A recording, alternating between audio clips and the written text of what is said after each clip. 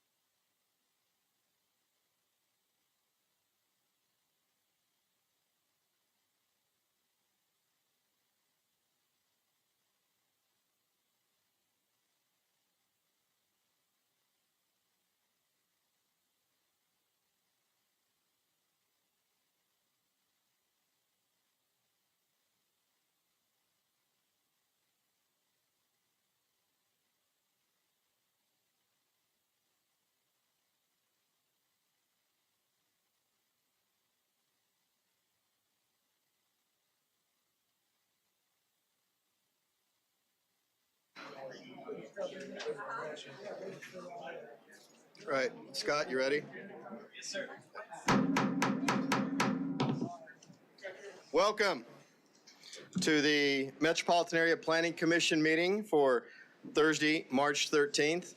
I am Chairperson Brian Fry. First of all, I'd like to have everyone raise their right hand and say, cooler heads will prevail. Thank you. Apologize for the lack of AC, but it's a glorious day outside, so we should enjoy it while we can. We're going to try and get through this as fast as we can. We do have a full house. We will explain to you as we're going through the process what to expect, but please be patient with us, and we'll get through it, all right? With that, opening announcements, Mr. Wadle. Or roll call. No, opening announcements. Yeah, we have to do that. Yes, sir. We've got a recording. We'll bring that up. In the agenda, the Wichita-Sedgwick County Metropolitan Area Planning Commission and the Wichita-Sedgwick County Board of Zoning Appeals would like to take this opportunity to welcome everyone to this public hearing. For those in attendance, copies of the agenda for today's meeting, the public hearing procedure, and planning department staff reports on all agenda items are available in the lobby. The Planning Commission's and the BZA's bylaws limit the applicant on a zoning, subdivision, or variance application and his or her representatives to a total of 10 minutes of speaking time at the start of the hearing on that item, plus up to 2 minutes at the conclusion of that hearing. All other persons wishing to speak on agenda items are limited to 3 minutes per person. However, if they feel that it is needed and justified, the chairman may extend these times by up to 2 minutes. All speakers are requested to state his or her name and address for the record when beginning to speak. When you are finished speaking, please share your name, address, and the case number on the sheet provided in the room. This will enable staff to notify you if there are any additional proceedings concerning that item. All speakers at the podium please remove your face mask before speaking into the microphone. Please note that all written and visual materials you present to the Commission and the Board will be retained by the Secretary as part of the official record. If you are not speaking, but you wish to be notified about future proceedings on a particular case, please provide your contact information to the Planning Department. The Planning Commission and the Board are interested in hearing the views of all persons who wish to express themselves on all the agenda items. However, we ask that all speakers please be as courteous and concise as possible and avoid long repetitions of facts or opinions which have already been stated. For your information, the Wichita City Council has adopted a policy for all city zoning items. A copy of this policy is available from the planning staff. The City Council relies on a written record of the Planning Commission hearings and does not conduct its own additional public hearings on these items. The decision of the BZA is final. Any appeal of a decision of the BZA is to the district court. Okay, next we will do a roll call of commission members present. Mr. Wadle. Yes, sir. Fry. Present. Mater. Present. McKay. Present. Duell. Here. Bill Johnson is absent. Blick is absent. Nix. Here. Klontz is absent. Warren. Here. Joe Johnson. Here. Miles. Here. Zimmelman. Aldrich. Here. Williams Bay. Sir, I show 3 members are absent, 11 members are present. All right, thank you. Our next order of business is the election of chair and vice chair. We changed our bylaws recently, and normally those elections would have been in September. We moved them to March to better in alignment with city council elections. So with that being said, do we have any nominations for election and vice chair? Mr. Chairman, I'd like to nominate you and Mr. Aldridge into the present positions that you have as chairman and vice chairman for next year. Okay, we need a second. Second. We have a motion and a second for Brian Fry as chair and Bob Aldrich as vice chair. Do we have any other nominations? Seeing none, I'll call for a vote. All in favor, say aye. Aye. All opposed, say aye. Nay, I guess. Motion passes unanimously. Thank you. I guess I should have asked Bob if you accept. Oh, late now. All right. Item 1.4 is the approval of the MAPC meeting minutes from February 13th. I show no members absent. Move for approval. Second. We have a motion to approve by Commissioner Joe Johnson and a second by Commissioner Miles. All in favor say aye. Aye. All opposed say nay. Motion passes unanimously. Item 1.5 is approval of the MAPC meeting minutes from February 27th. I show members Duell, Warren, and Joe Johnson absent. We have a motion to approve by Commissioner Williams Bay and a second by Mr. Warren. Commissioner Warren? No. Zimmelman, thank you. All the fans, it's hard to hear. So, thank you. All in favor say aye. Aye. All opposed say nay. Motion passes Abstain. Abstain. with 3 abstains of Duell, Warren, and Joe Johnson. We do not have a BZA agenda today, so we'll move into item 1.6, which is determination of MAPC consent items. This is where we'll go through the subdivision items, and if commission members or the public want to speak on them, this will be your opportunity to raise your hand. Item 2.1 is subdivision 2024-61, a final plat for the Barnhart Lake Edition, 101st Street North and 63rd Street East. I'm sorry, that was deferred to March 27th, so we will not be hearing that case. Item 2.2, subdivision 25-8, final plat for Knox Estates on South 151st Street West and West 55th Street South. Are there any commission members who would like to hear this case? Seeing none, are there any members of the public who would like to hear this case? Seeing none, we'll move item 2.2 to consent. Item 2.3, subdivision 25-9, one-step final plat for Klossmeyer Acres, South 179th Street West and West 55th Street South. Are there any commission members who would like to hear this case? Seeing none, are there any members of the public who would like to hear this case? Seeing none, we'll move item 2.3 to consent. Item 2.4, subdivision 25-10, Youngman Addition, North 127th Street East and East 101st Street North. Are there any members of the commission who would like to hear this case? Seeing none, are there any members of the public who would like to hear this case? Seeing none, we'll move item 2.4 to consent.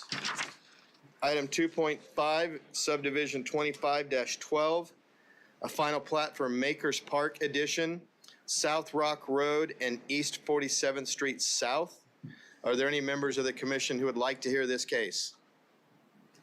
Seeing none, are there any members of the public who would like to hear this case? Seeing none, we'll move that item to consent.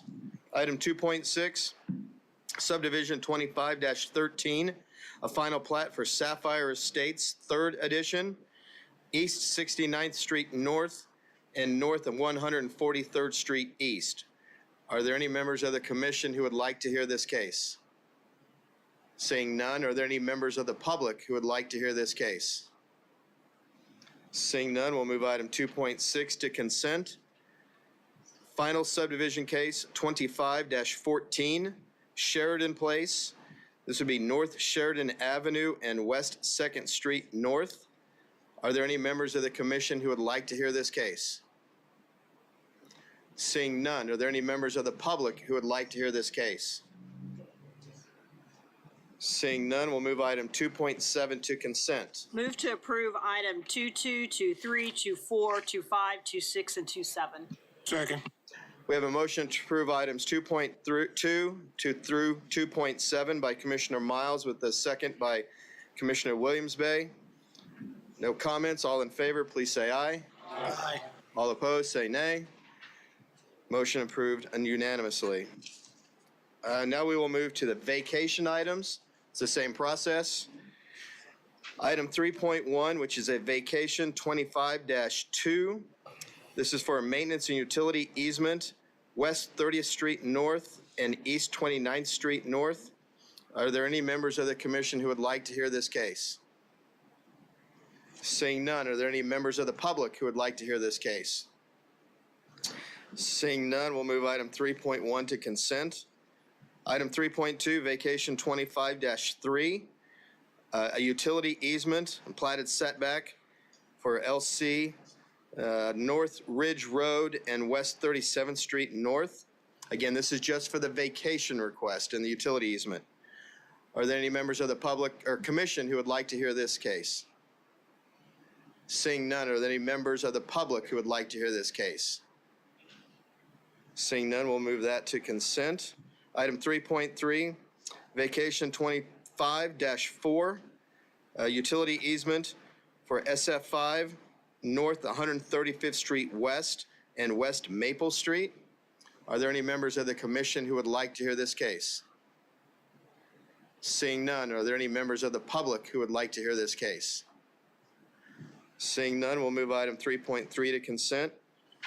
Item 3.4, vacation 25-5, a vacation request for a building setback in an SF5, East Marion Street and South Patty Avenue. I thought you were going to abstain, but thank you. Are there any members of the commission who would like to hear this case? Seeing none, are there any members of the public who would like to hear this case? Seeing none, we'll move item 3.4 to consent. Mr. Chair, move to approve 3.1, 3.2, 3.3, and 3.4. All right, we have a motion by Commissioner Williams-Bay with the second by Commissioner Warren for consent, items 3.1 to 3.4. All in favor, say aye. Aye. All opposed, say nay. Motion passes unanimously. Now these are the conditional use and CUP and zoning cases. I'm sure that's why everyone's here, right? Okay, so the first one, 4.1, conditional use 24-278. Conditional use for a short-term rental at East Central and North Rock Road, approximately.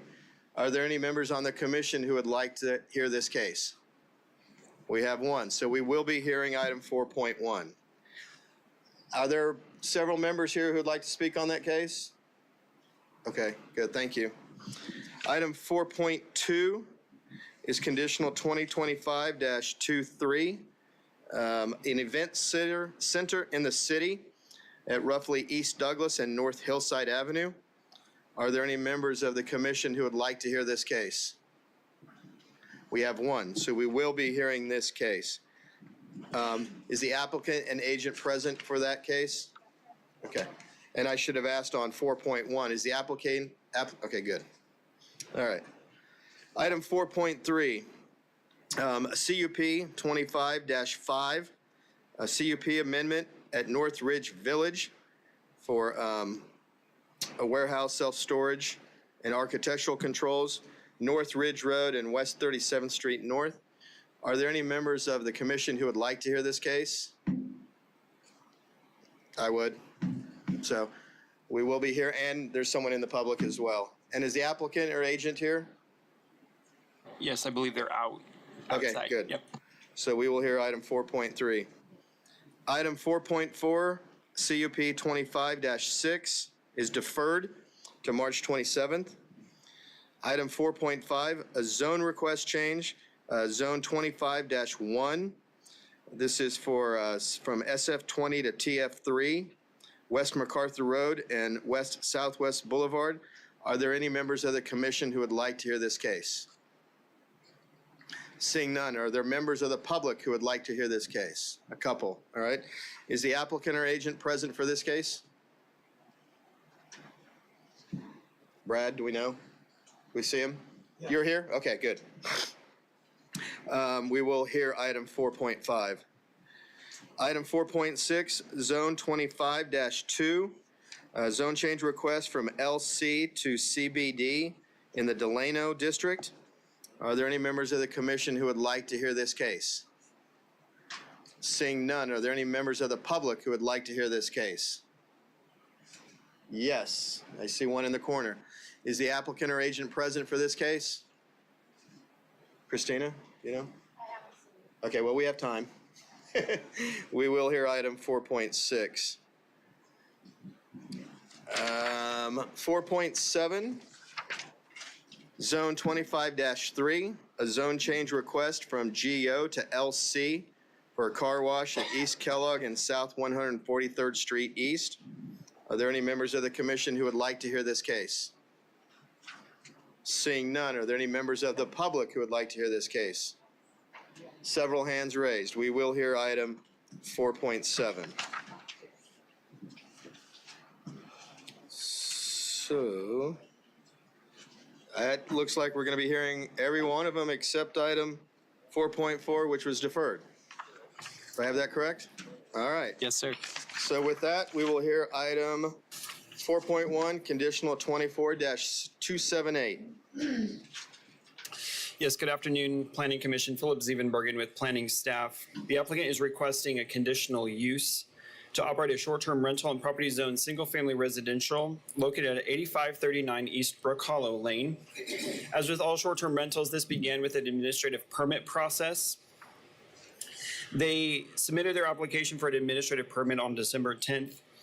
It went through the natural process where staff did administrative review, staff approved it administratively, and then the protest period starts. During that 2-week protest period, all 7 of the eligible properties surrounding this submitted a valid protest against it, which means the administrative permit was successfully appealed and therefore denied. The applicant chose to continue the process by submitting the required information for the conditional use application we're considering today. The property is surrounded by single-family residential homes, all zoned single-family residential. This is required based on the ordinance that was adopted at the end of 2023, which requires a non-owner occupied short-term rental to go through a zoning process in order to operate. If it were to be approved, they would have to seek a license as well. The comprehensive plan identifies the property as appropriate for residential uses. The conditional use is in conformance with the land use compatibility guidelines that encourages infill development that maximizes public investment on existing and planned infrastructure services, essentially allowing for use of property within the established area where there's already existing infrastructure to support the continued utilization of the property. Overall, staff is recommending approval subject to the conditions in your staff report. This item was heard at the District 2 Advisory Board on Monday, March 10th. The action of the recommendation of the District Advisory Board was to recommend denial with a 5-2 vote. There were several members of the public who spoke in opposition at that meeting, and of course they're here today, so I will let them communicate their own concerns before you today. You guys received an email from me earlier this week with public comments that I had heard prior or after your packets were mailed. There's an additional comment on your desk that we received yesterday, and I distributed at your desk for your consideration. With that, I can go through these slides. If you can go on to the next one, please. This is the comp plan identifying for residential uses. Next picture.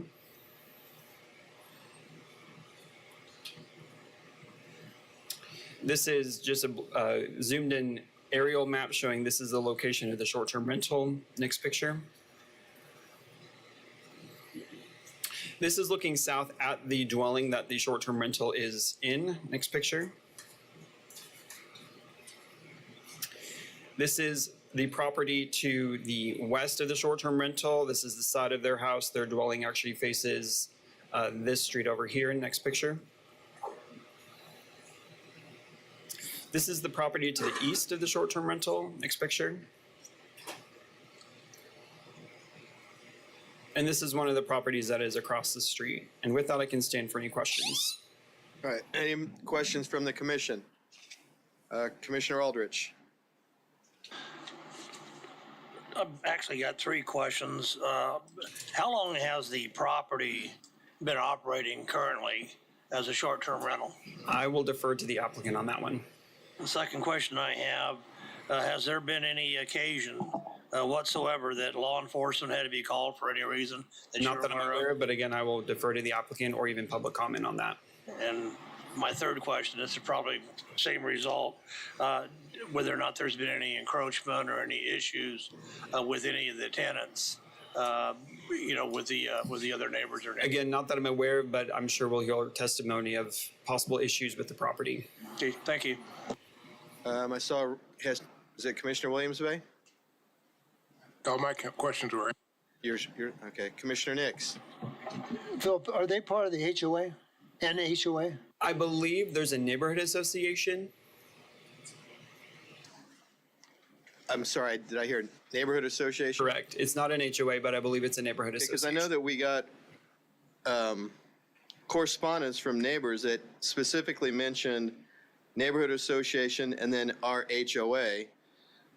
And then it said the Brook Hollow Homeowners Association. So maybe they formed one. Either way, they essentially function kind of the same. Okay. I mean, if they're an incorporated body that has bylaws and regular meetings, HOA or neighborhood association, there is an organized group. Right. Well, Yes. the reason I asked that is because it says in their existence that does not allow rental apartments nor duplexes nor in-home businesses. And if that was an established covenant prior to this applicant or condition of buying the home, then they would have had to already sign off on that. Correct. If there are covenants on the property, those are private contracts between this owner and whatever entity they signed on with, and it is up to the responsibility of that entity to enforce their covenants. Okay. Any other questions from commission? Commissioner Williams-Bay. Were there any discussions had with the homeowners association? With planning staff, The homeowners association, by the applicant? I will defer to the applicant if they've discussed with the HOA or not. Philip, did the staff recommended approval come before or after the protest petitions were complete? So the way the administrative permit process works is there's an approval of the administrative permit and then a 2-week period of time for which surrounding property owners can appeal that decision. So that's that 2-week period of time that the 7 valid protests were received. And because they were received, the way the ordinance was written is if greater than 50% of the properties that touch or abut or across the street from them, then the administrative permit actually turns out to be a denial and they would have to continue with a conditional use. Right, I understand that process. I guess what I'm asking is, when staff recommended approval with conditions, did you know that it was 100% protest when you wrote Yes. that up? Yes. Because I don't see any conditions that would have addressed the 100% protest. I'll talk, yeah, I guess. Does that make sense? Information. Yes, sir. Scott Wadle, Planning Department. So this is a topic that actually has came up just this morning in advanced plans, in that we have the regulations for short-term rentals, but our comprehensive plan provides guidance on a lot of different land uses and helps provide guidance that staff look to about whether or not to inform a recommendation about whether or not to recommend approval or denial. In this case, for short-term rentals, the comprehensive plan does not contain any guidance. So at this point, that's why every short-term rental conditional use case to date, we have recommended approval. Now, again, there was a discussion this morning about should there be guidance in the comprehensive plan? Would that be beneficial? And so that's something that we're discussing. Yeah, I just think if you're going to make a recommended approval knowing that there's 100% protest, there has to be some basis for why you're going to approve that or what those conditions should address. Yes, sir. And I think the flip side is also true, which is if we're going to recommend denial, Yes. I have a basis for that as well. And there's no guidance in the comp plan about should there be a certain separation distance? Is there anything that distinguishes a short-term rental from other residential? So that would be stuff that we would explore as part of that. Okay, thank you. Any other questions from the commission? Thank you, Philip. We'll now ask the applicant agent to come forward. You will have 10 minutes. Please give us your name, address for the record. I'm Michael Lee, 8539 Brook Hollow. I bought this property about 3 months ago. When I bought it, they told me there wasn't no HOA at all. There was no covenants and everything. So that's why I bought it. I mean, the house was in despair. We remodeled and we made it look very good. And basically, we've been doing short-term rentals for almost 3 to 4 years, and it's been very successful. We never had one complaint. Everything is 5 stars that we have. We pre-approve everybody. We don't just approve anybody. They have to be in good standards with Airbnb or VBRO. They have to answer our question why they're here, if it's for surgery or is it for a family event or it's for work. We check mark all the questions out before we rent it to anybody to make sure that there won't be any problems at all. We have security cameras to monitor them. We have a noise decibelation system in our house to make sure that the sound level and everything is right. If it gives an alert, which it never did, then it will notify us and everything that there's too much loud noise or something. Yeah, so we put all the safety factors in there and everything. We know that this is a community, and we're trying to make it as safe as possible. I mean, when I go out to rent anywhere, I don't go to a hotel because nobody really wants to stay there. They bring their kids or their family. They want to cook. They want to have a housing experience, and that's what we do. We bring the housing experience to you because if you're traveling for 4 or 5 days, you don't want to be stuck in the hotel and eating out all the time. And I'm sorry if I put anybody in any conveniency, but that's about it. All right, Mr. Lee, the address that you gave us at the beginning, is that the address for this house? Yes. What is your address where you live? Do you live in this house? No. Okay, where do you live? I live at 2509 North Bayside. So you're a Wichitan. Yes. And how many other short-term rentals do you operate? 4. 4, okay. Any other commission members have questions? Commissioner Aldrich? Yes, sir. When you said you bought the house 3 months ago? Yes. At the time of closing, was there any disclosures at that time of any HOA, a covenant on the house, on the property? No, no, I bought it through McCurdy auction. I even emailed them. I have that in writing. There is no HOA. That's what they said. Well, folks, Okay, we're not going to be getting through this if everyone is speaking when not asked to. Thank you. Okay, so you've been operating this property as a short-term rental for 3 months now, correct? For over maybe 3 weeks now. Yes. Okay. It's conditional. Yes, because we have to remodel.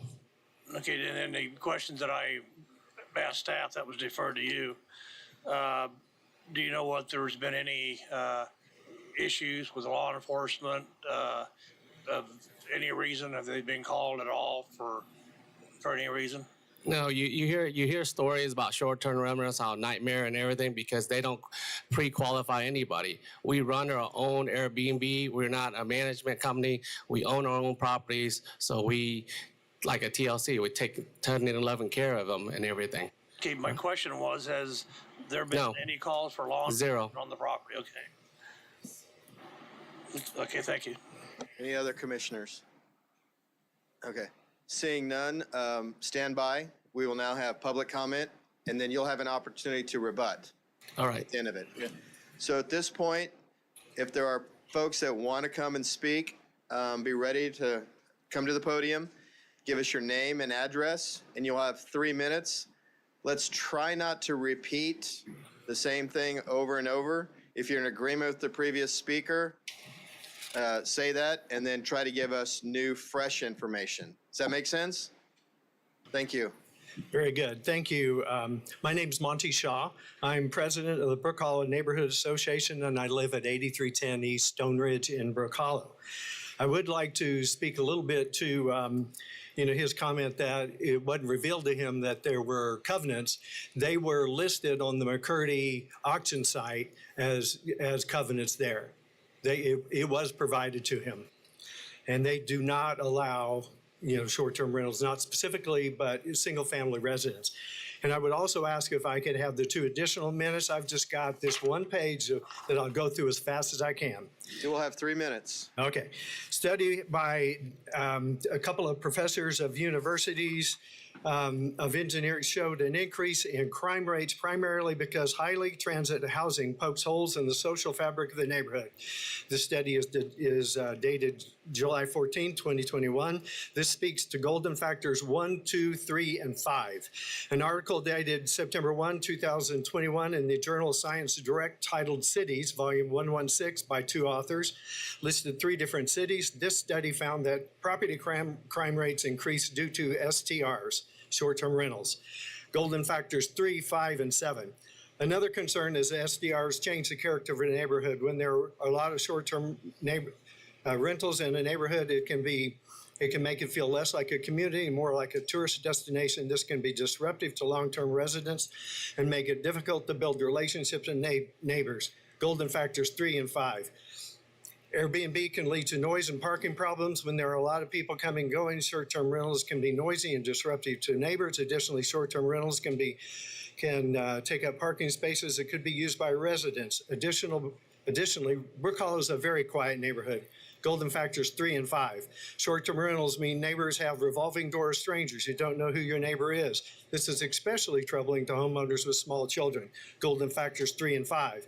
SDRs can raise the values in surrounding neighborhoods and lower value neighborhoods. Brook Hollow homes typically sell for $350,000 to $550,000.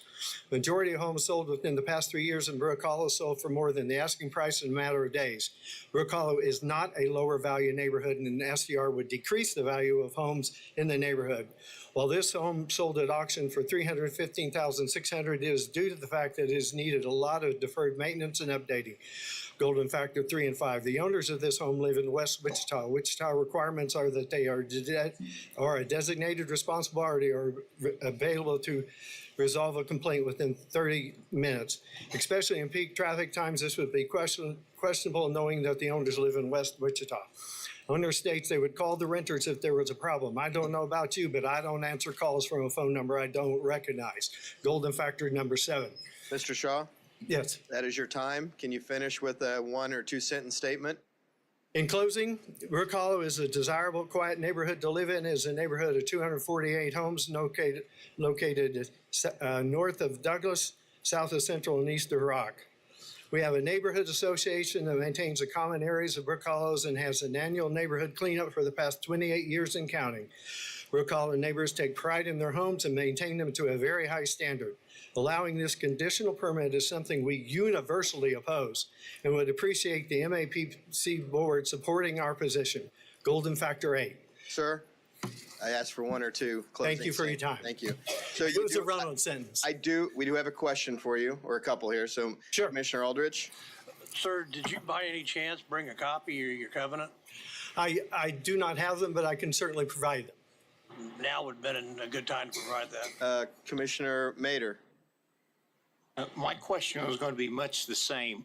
If these covenants specifically would outlaw, would make this Right, and then that's going to be more of a. And then I'm wondering, in the review by staff, shouldn't we be looking at covenants? So because they're private covenants, the city's not party to them, we don't enforce them. Yeah, it's going to be more of a case between the HOA and the owner. So it'd be a civil item. Right. Commissioner Williams Bay. Yeah, I apologize, but I don't hear too.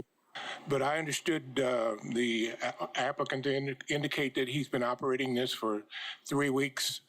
And my question to you, sir, is have you had any complaints or any problems? I don't know how many times there's been somebody in the home. We were not aware initially that there were, that he was already renting it out as an Airbnb. I believe that, I'm pretty sure that's a violation of zoning, of the current zoning there, but I know of none. Yep. Commissioner Nix. I'm just curious, of the 248 homes that you have in your association, how many of those are rented? Any? There are some rentals in the neighborhood. They are long-term rentals. I could not tell you how many are. I can tell you that of the 248 homes, we usually have about 80% that pay our annual, not requirement, but their volunteer dues of $35 a year. That helps maintain all the common areas around the neighborhood. Okay, I have one just follow-up question. It's kind of a loaded question, but do you feel like there's a place in Wichita for short-term rentals? I mean, you're saying it's not in your neighborhood because of the home values, right? But do you think there's a place for them? Yeah, I do. And there are a lot of HOAs that have specifically made amendments to their rules that don't allow short-term rentals. Ours already included that a home should be a single-family residence. Short-term rental doesn't meet that requirement. Thank you, sir. Thank you. Next speaker. And I should point out that we did receive several emails from concerned residents.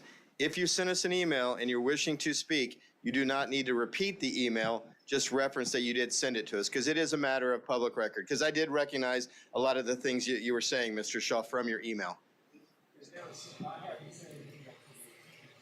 Yeah, I saw. There was one from Monty Shaw. Your first name's Monty, right? Yeah, and we read that because we got their minutes. If we could have him speak into the mic. That's fine. All right. Let's keep things moving. Next speaker, your name and address, please. My name is Ann Grocholski. That's Grocholski. I live at 8530 East Overbrook Street in the Brook Hollow addition. I ask that you really take into account that this is a very stable, established neighborhood where people purchase their homes in order to have a safe family community. We have 2 schools that are on either side of our community. We have Independence at one end, and we have Capon at the other. We have children that walk to and from school. We have children who play in neighborhoods, in our neighborhood, in their front yards. Last meeting, we had an elderly woman who lives close by the rental. She is frightened at the fact that there are strangers coming and going close to her home. I ask you to think about the safety of our neighborhood. Once a short-term rental is allowed in a neighborhood, others can open that door and allow that to come in. You can see the disruption that this has already created in our fabric of our neighborhood. People are alarmed, they're concerned about their property values as well. I would ask every one of you on this panel, would you buy a home that had a short-term rental, an Airbnb, right next door to your home? I think not. Our homes are priced, as Monty said, anywhere from $300,000 to the high $500,000.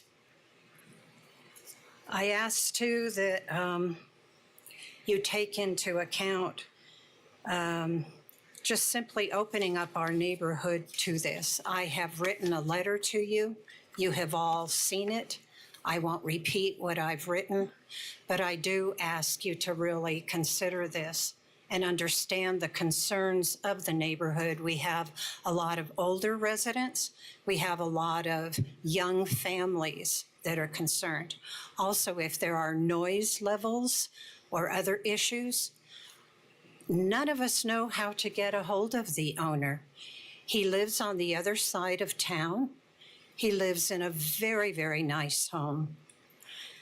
I don't think he would want an Airbnb right next to his house. I also heard at the last meeting that he felt he saved our neighborhood, that he came in and refurbished a home that needed to be refurbished. I want to tell all of you that when people come into our neighborhood, they refurbish, they take care of their neighborhood, they take care of their homes. So this is not someone coming in to a low-quality neighborhood saving us. Okay, thank you. Your time is up, ma'am. Thank you. Thank you. Any questions for the speaker?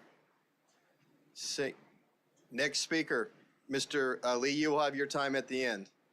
I just want to say something. No, you can't right now. This is public comment. You will have a chance to rebut at the end. I can save everybody a trip. I can't hear you very well. Sir, you will have your time. He wants to withdraw. He wants to withdraw his application. Is that what I'm hearing? Can you go to the podium, please? If you're wanting to withdraw your application, I need to have it read for the record. Yeah, all right. I just want to tell everybody I'm sorry. And, you know, I'm a dad too, so, and I have parents. And the community voted already, and it's not worth it. So I'm going to withdraw my application, okay? Only thing I ask is I have this house rented until April 3rd or something. That's all I ask. And after that, we'll find a long-term renter. All right, so I withdraw my short-term application so you guys don't have to do any more speeches, okay? So my apologies, all right? Thank you. So, folks, we still have a meeting. Thank you, Mr. Lee. I appreciate your comments and your willingness to compromise with the neighborhood. The question I have for staff is, can he continue to operate until April 3rd? As long as we have it in writing that he's...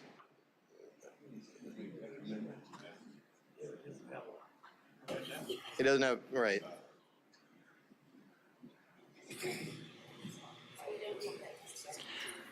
So it's already in violation. Right. I think April 3rd is reasonable. They obviously came in, they made the efforts. They went through the first part of the process. This part of the process didn't go any better than the first part. If he's withdrawing it, I have plenty of other short-term rentals that are more egregious to deal with. So I don't personally have an issue with it. All right, so as long as we can get a sworn statement from him saying he's withdrawing his application, by April 3rd, it'll be over. That'd be acceptable for me. Okay. So, do we need to make a motion to that effect, or do we need a motion that we're receiving the withdrawal? Mr. Chair, what if we just have the withdrawal effective as of April 4th? Okay. Okay. Commissioner Johnson. Yeah, did I hear him say that he would get a long-term rental person in there? He can still do that by right.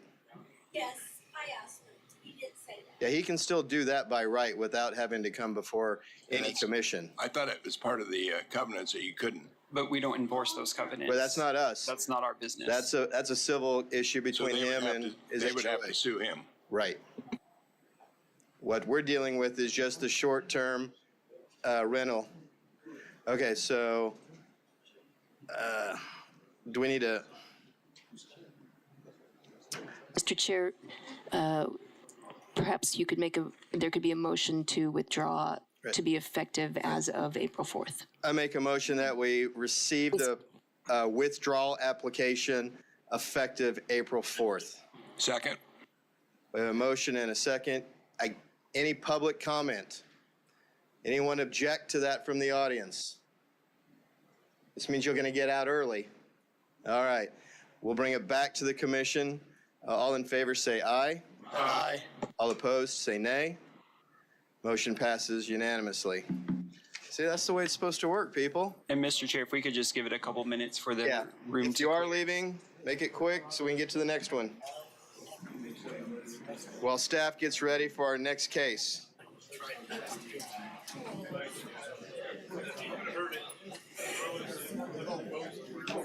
Keep moving out, folks. We have more cases to hear. Hey, Christina. Hey.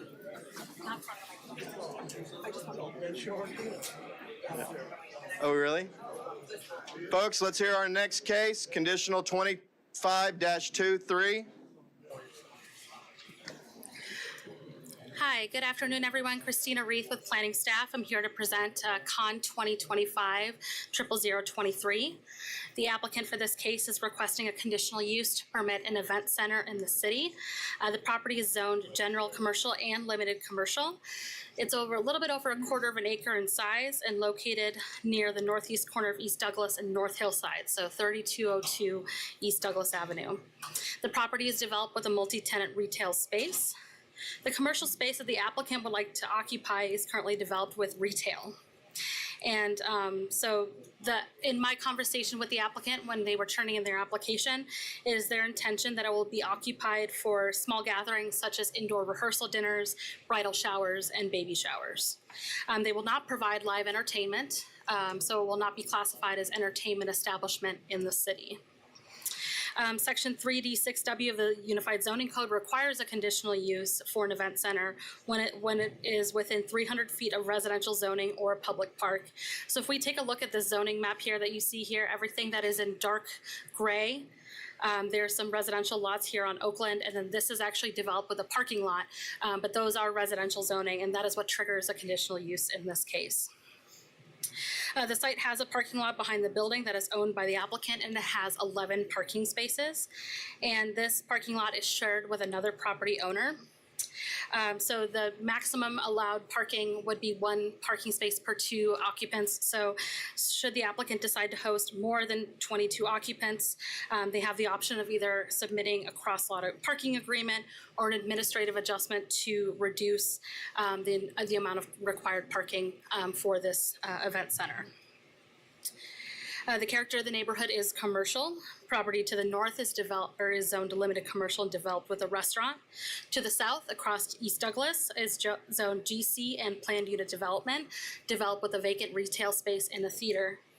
To the east is zoned general commercial, developed with a retail space. And to the west, across North Hillside, is developed with a restaurant zoned general commercial. There are no zoning cases associated with this property. The proposed application is in conformance with the Community Investments Plan. The map identifies the area to be appropriate for new residential uses, which is areas of land that will be developed or redeveloped by 2035, with uses predominantly found in the residential category. Pockets of major institutional and commercial uses likely will be developed in this area as well. This applicant is requesting to host small gatherings, which in staff's opinion is one of those pockets of commercial uses based upon market-driven location factors. The building is located within the established central area, And one of the development pattern guidelines within the Community Investments Plan is to promote mixed-use redevelopment of existing commercial centers and along arterial streets. The proposed conditional use is also in conformance with the Wichita Places for People Plan. The plan outlines a list of strategies which help guide the community in their actions to create walkable places within Wichita. Strategy 1 is to create walkable destinations that support the various neighborhood environments in the established central area. And strategy 3 is to improve the economic feasibility of commercial and service uses and the markets necessary to support them. And strategy 6 is to encourage infill and redevelopment that is contextual to the environment in which it is occurring. Staff is recommending approval of this conditional use, subject to the conditions listed in your staff report. This recommendation is based on the golden rules that we apply to all of our zoning cases. Staff did receive one email in opposition to the requested conditional use with concerns for sufficient parking. I did receive an additional email that was submitted to you guys via email earlier this week from another tenant who had concerns about parking. So really the concern here with members of the public is parking because a shared parking lot only has a certain number of spaces that in my conversation with the applicant was not enough to host the number of occupants that she's expecting, but I will defer to her as to the number of occupants that she's expecting. Small gatherings is a very, arbitrary term. So I also have this piece of paper. This was submitted at the District 1 Advisory Board last week, and she will provide copies of this as well. This is something that I received as well, just based on operating times and parking schedules for other tenants. So let's go through some of the site photos here.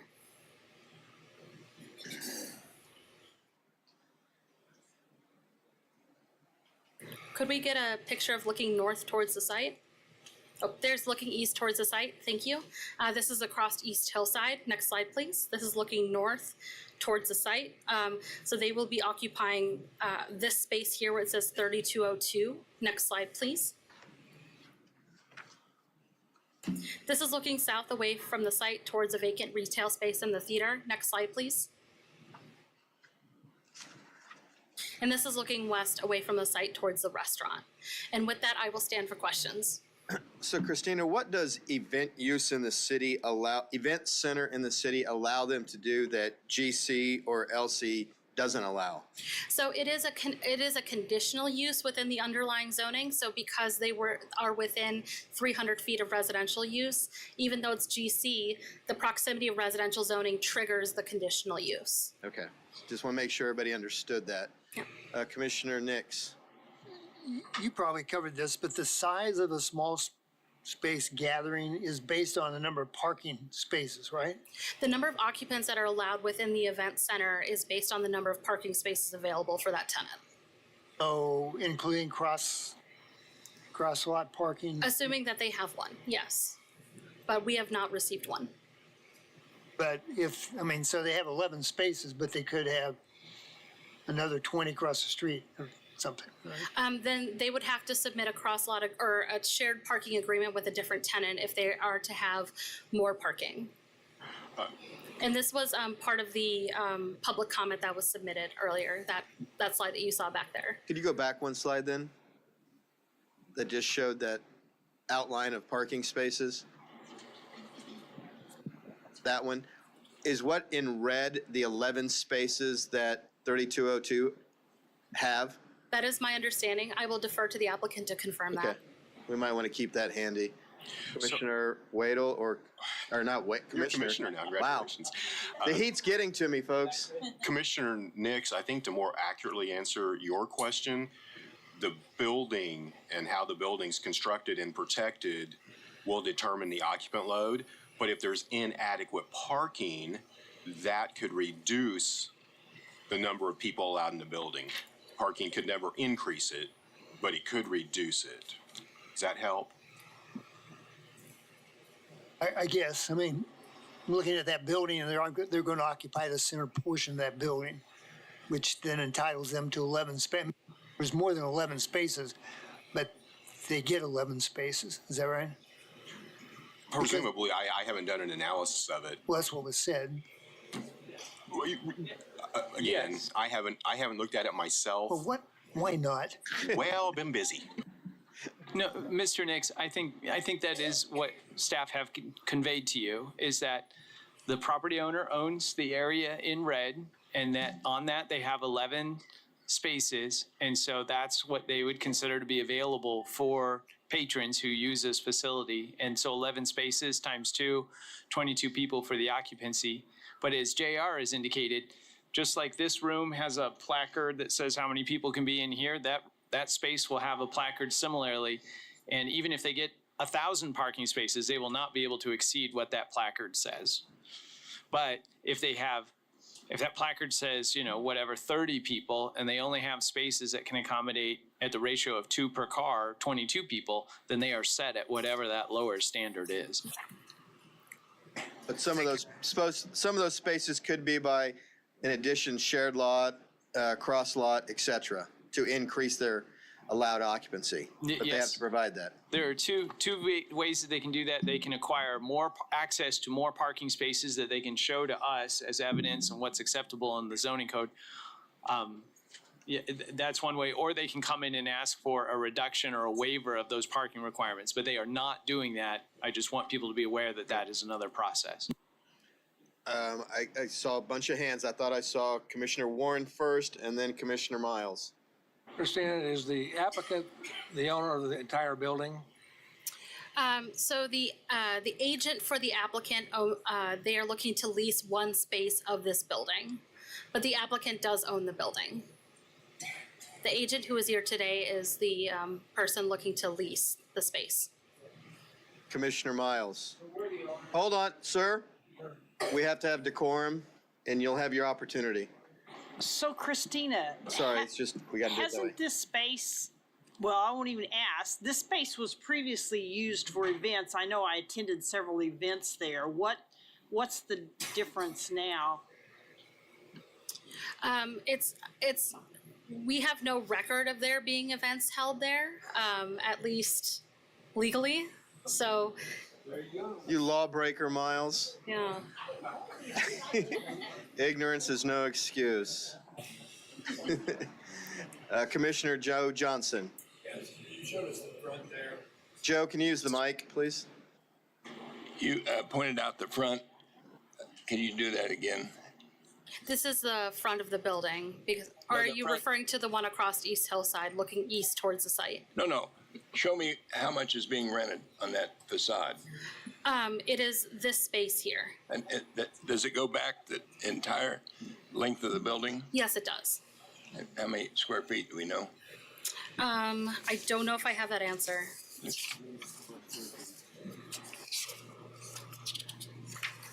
I think I saw Commissioner Dool. Are you done, Joe? Okay, Commissioner Dool? My question's been answered. Your question's been answered. Any other commissioners? Seeing none, we'll ask the applicant agent to come forward. Where are they? There we go. You will have 10 minutes. Please give us your name and address for the record. And okay, we should have had those already.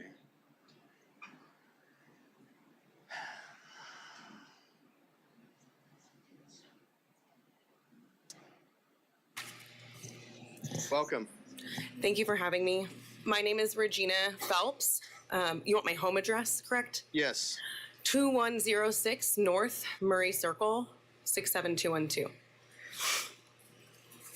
As Christina stated, we are hoping to open a venue for small gatherings, meaning about 50 people. We do have those 11 spaces you guys discussed, but if we can pull up that parking map one more time, please. There's also 6 more spaces with hereafter, and I'm going to point these out here. There's three spaces here, as well as another 2 here, 2 or 3 here. So there is another 6 spaces that I'd like to point out. The neighboring owner and the owner that owns the building I'm trying to rent, they share these spaces because the property line falls in between both. So that's something that's currently already happening. So if I go to work at my office, I have access to these spaces. And so I want you guys to understand that it's not, you guys are discussing this, but everybody, all the tenants share all of this. When I come to work, I'm not only allowed to just park here. Does that make sense? Understood. Okay, so I handed out a packet. I made sure to give it to Christina as well as the opposition letter that was turned in before the DAB board meeting. The first page is all of the tenants within the 200-foot radius, the neighboring owner and the owner R&L Investments and their hours of operation. We've spoken with Fiorito, which is the restaurant to the west. If you guys want to go back to that picture, you can. Fiorito is closed after 3 p.m. on Sundays, and they have told us that verbally that we are allowed to use their parking lot. We have not gotten confirmed email agreements done because we don't know if we're being approved. We're happy to do that. Speedy Cash is on so the second page that I gave you is both Fiorito's parking and Speedy Cash's parking. So Speedy Cash has about 20 spaces. We're allowed to use their space on Saturdays after 6 p.m. as well as all day Sunday because they're not open. Dillon's offers free parking. We've heard back and forth about that. We've received some confirmation that is accurate, that they offer free parking. They would prefer it be towards towards Douglas, not up by the store, because if they're open, they don't want obviously, they don't want their people hindered by us. Again, if that's at all something we get past, we're happy to do that process. That's not a problem for us. We'd also like to point out that there's the Q line. The Q line drops off right in front of 3202 East Douglas, so we can encourage our clients to park anywhere and use Q line to come to the space. We're happy to encourage that as well. There's a lot of options in Wichita. We don't just have to use the parking that we have behind our building. We discussed operating times per the suggestion of DAB board. We would like to run Monday through Friday with the earliest event being at 5 p.m. Now, I have 4 children. My partner has 3 children. My other partner, she has 3 jobs. My other partner has 3 jobs. I have 2 jobs. I can't be there every night having a party, guys. I can't. But I would like to be able to, if I have clients that would like to rent the space, to begin renting at 5 p.m. when a majority of the other businesses are closed. We're happy to only provide parking maps for certain clients depending on what day they book so that they only have an option of, let's say, Sunday Speedy Cash, for example. So Monday through Friday, we'd like to have the earliest event time set up by 5 p.m. So they're allowed to come in at 5. That would be 2 people setting up for the event. We're only doing 4-hour rental blocks. So that event would be from 5 to 9. So 2 people would come in and set up their event. The event would actually probably start at 6 and it would end at 9 p.m. Saturdays and Sundays, we would ask for all day, as well as holidays being viewed as Saturday and Sundays. If somebody wants to have Memorial Day party on Memorial Day and a majority of the other businesses are closed, we would like to have the right to have a holiday party on those days. Furthermore, if we're approved, we're happy to go to each one of these tenants, get their email, provide our email, and email them every time we are having an event to make sure that that they're not having an event or they're not having something late night that's outside of their business hours. It's really important to us that we create community over competition. This district has seen a lot of animosity with the Crown Uptown, and I just really want to make sure that people understand we're trying to do something very different. We're not going to have a liquor license. We're not going to have live music. We're not intending to be there a late night. Okay, we don't want to do. That's a completely different categorization for us. I do want to. So I've touched on the parking issues, which is what the opposition pointed out. Three of the 8 things that they were worried about is parking. So I definitely touched on that. The snow day concerns. We've got quotes on that. We're happy to discuss that with the owner of the building as well as our other tenants to share that load. It also comes with a pre-treatment, so we're not just shoveling snow, we're pre-treating that lot and then also making sure the snow is removed. Item 4 on their parking demand letter, they said there's 26 people within the businesses that R&L Investments owns. I went out and I personally asked how many people are there. Baseline is leaving, so that will be a vacant spot. But even with Baseline there and Garner Design, all of those people, it's not 26, it's 14 people. 14 people at any given time that are allowed to park there and be at work. Am I missing anything? I think that's it. I think that's everything. Questions? Yes, questions. We'll start with Commissioner Aldrich. Thank you. Ma'am, you've thrown out a lot of blue sky when it comes to the parking, but you said that you have some verbal commitments. Correct. But do you have any written commitments? We were advised not to get the written commitments until after this meeting. By who? Well, we've spoken, I had a conversation with Johnson, we've worked Could you be more specific? with Councilman Johnson. He told us not to get too many commitments before you know you're actually going to get this, because we're not trying to waste the business owners that they're running. I'm not trying to waste their time either. So they've told us that they're happy to work with us, and I'm happy to do that. I'm happy to have that to you, Monday morning if that's what you need. But it wasn't to us. It was not made aware that we absolutely had to have that for this meeting. Well, ma'am, I guess my concern is we had an issue facing the same commission here just a while ago. Sure. And of course, that same thing came up, is that that applicant said they had all sorts of approval for parking, but he couldn't have any written stuff. And, so it's easy to say if this happens, that happens, business is shutting down, this, that, and the other. And that's good possibilities, but there's nothing solid that you're going to be able to take care of any overflow parking. And I guess what it boils down to is that the fire department is going to have to recommend what your parking is going to be allowed. So absolutely. And if you guys want me to get those letters, I'm happy to do that. We were kind of told, Brandon Johnson and I did have a conversation before we ever sent in our application, but I've also been working. It would just be nice to have. I agree. Absolutely. I'm happy to do that whenever. Okay, let's go back to Commissioner Williams Bay. The parking is not only for your particular group, but it's for customers as well. Correct. So you're saying you have enough parking for the customers for the rest of the facility? That's how we feel. We're not going to be open when they're open. So if they're not open, they're not there. Okay. Commissioner Zimbelman. Is there a maximum occupancy load on the building right now? There isn't. The one that was in there was from when Love of Character was there, and so that number was like 58. But the way the building was cut up inside was why that number was small. It was cut up differently on the back end of the building, kind of. So our space ends here. Our space is here. So over here is an office space, which is when Christina showed the east view, that's actually my office. It's not the venue. That's my office. So this has been kind of cut up differently since we've moved in. We put in a partial wall here and here, so that this space here is no longer accessible for the event space. It's an office. My other question is on the backside parking lot where you say if you come to work, you can park kind of anywhere you want. Yes, sir. Is that an agreement that's written somewhere? No, there's no written agreement. Okay. That's just what I've been told from both property owners, and everybody kind of fluidly uses that.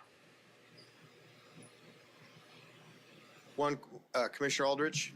Yeah, one last question. Staff has made a few recommendations. Have you had an opportunity to review those, and do you support all the recommendations that staff has made? I support us having restrictions as far as hours, but like I said, I've sent in what restrictions on hours we would like to. The first page of my packet is the restriction of hours that we would like to be operating under, and I'd like for holidays to be reviewed as a Saturday or Sunday schedule. Not part of the staff conditions. Thank you. Thank you, ma'am. Stand by. You'll have an opportunity to rebut after public comment. Thank you.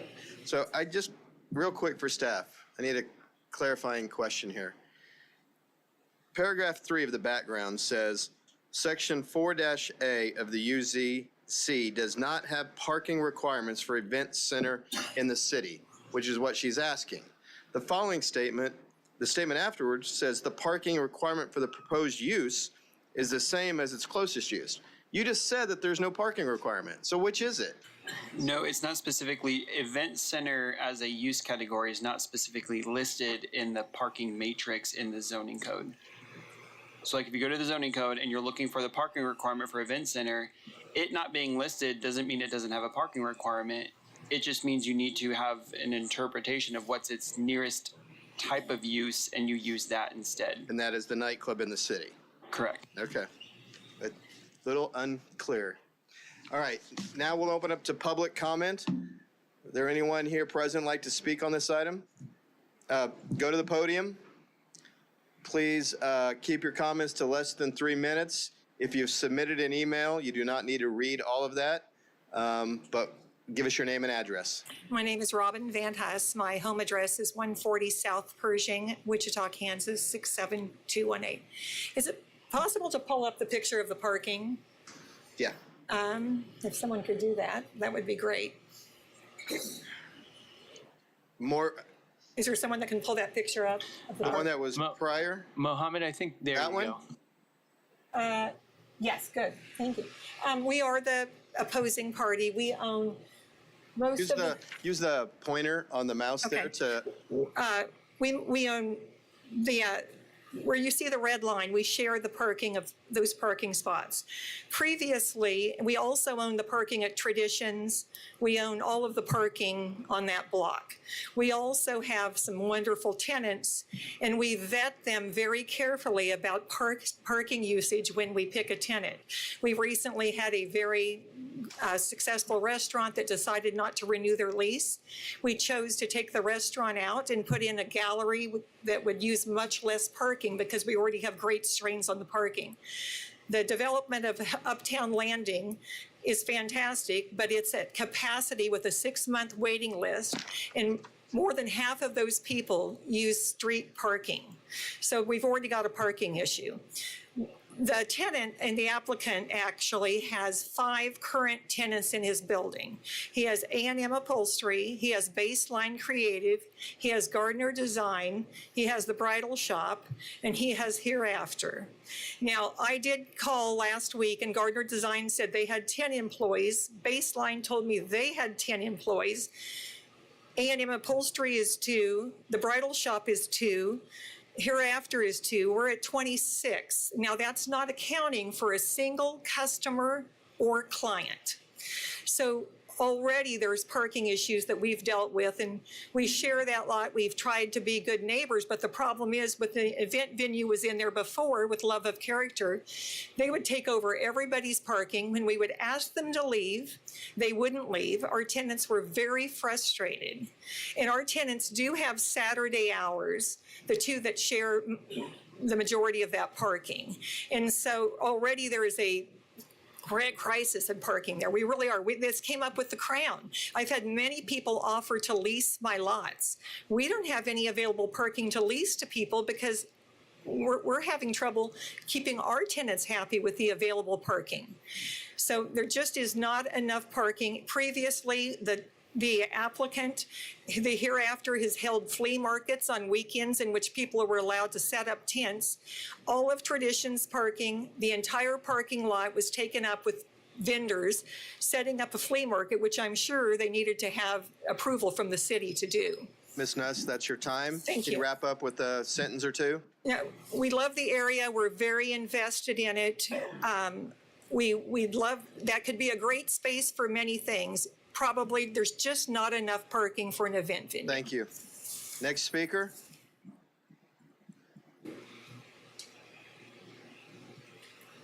Art Davis. Robin's my wife. We live at 140 South Pershing, and we are literally the neighbor next door. We'd been here since 1984 when the times on Douglas Avenue were not as good as they are today, but fortunately, because of the additions of Vora and the Crown Uptown and the Uptown Landing, things have dramatically improved. But with that improvement, I think you've noticed, because of the Crown Uptown wanting to bring in events, that parking has become a critical issue in this area. And I'll just point out, I don't want to repeat anything that my wife said, but there is residential on all of Victor Place behind there, and at nights from 5 o'clock on, all of the residents of the apartments are going to be parking along those. And the other thing, the committee needs to keep in mind is Sportsburger every night of the week it's a great institution, and they've got a line of cars backed up on Victor Place. The issue about parking has, one thing my wife didn't point out is that immediately next door is High Salon, which is the building that we rent out. There, we have had to put up a fence there simply because when the event center previously was here, they were using that little alleyway to bring in multiple cars to unload and offload, and then they would have tenants who would want to come and park there as well. So parking has been an issue, and I just ask that you keep that in mind. I do love to see businesses succeed, but parking's an issue, and we just need to keep that in mind. Thank Any you. questions? We have a question for you. Commissioner Williams Bay. Sir, could you point out your property and the parking that you have with that? I could use the mouse on the screen there. Yeah, there you go. Well, this is the subject property here. My wife and I own this building, this building, this building, this building, and this building.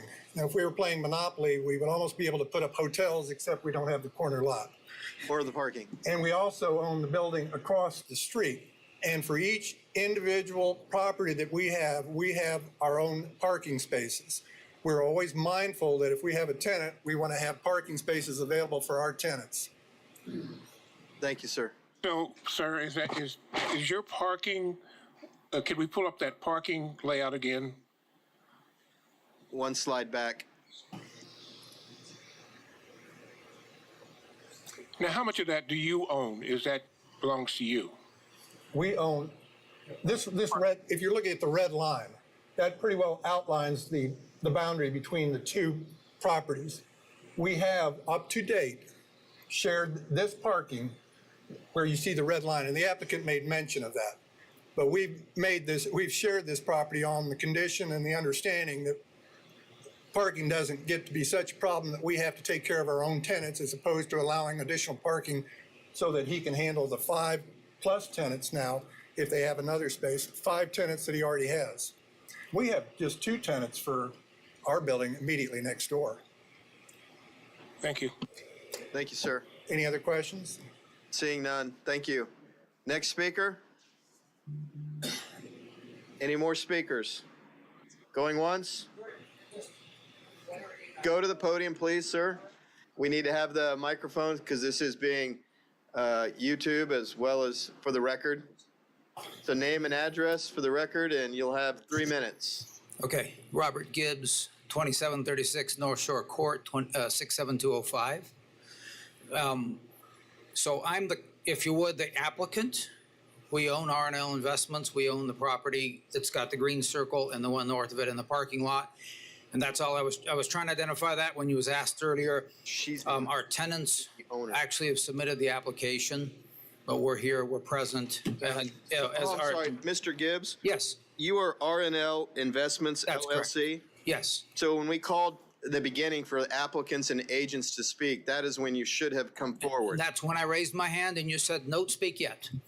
So that's Didn't when I make just it stood up clear. to say, when do you want me to speak? So you didn't make it clear. Sorry about that. And our staff didn't make it clear that you were an applicant or agent either. So that is on I just wanted me. to identify myself. That is on me. So I'm going to give you a little bit more time than I would just public speaker. So could you refresh? Thank you. Could you start over with what you were saying? Oh, no, I was just saying what Robin and Art have said has, we've owned the building for 20 years, the Dockham building. Very proud of it. We love the building. And yeah, the parking lot in the back, we've got of that, let's call it the vertical lines as you look at it. 12 are ours. Of course, they've got another, 15 over there. And this 12 in the middle, as is indicated in their letter, has been typically considered like an 8-4 because it's like 2 feet into their property line. And so that's why, as the what do we call her? I don't know. Anyway, as was stated earlier, the tenants do tend to use both sides of that line, but it's understood that we share that part of the red line. And then we do have the 6 around 120 North Hillside, 4 on the Long Hillside, and 2 on Victor there. So it was just clarification of that. And yeah, we were aware of the event that our tenant did. We told them not to do it, and I don't think they've done it again with the flea market, and anyway, that's a whole other topic. But I just wanted to identify myself and say I'm here for questions if needed. And again, I apologize for not understanding that earlier. Any questions for Mr. Gibbs? Commissioner Mader. Going back to that traffic map, the one we keep, or the parking map, the one that we keep flipping back and forth from, please. So that eastern row of cars, you own almost all that land except a couple of feet of it, you said. Correct. The property line, I mean, looks like it's from the geo map, so it may be not 100%, but basically the red line is the property line of the parking lot. This is a separate parcel, and this is a separate parcel, so there's 3 parcels there. But yeah, the red line is that. There's 2 spots back here that we typically keep for loading and unloading for tenants. And then there's 12 up this side, and then these are the 12 that are shared because they're on the property line, and then we've got 4 here and 2 across the north. Okay, and that's simply a voluntary agreement between you and the neighbor that they can park their cars on your property where the property line splits. That's correct. We've shared it for 20 years, and okay, thank you. Yeah. Any other questions for Mr. Gibbs? Seeing none, thank you, sir. Thank you. Any other public comment? Right here is first, or either one of you?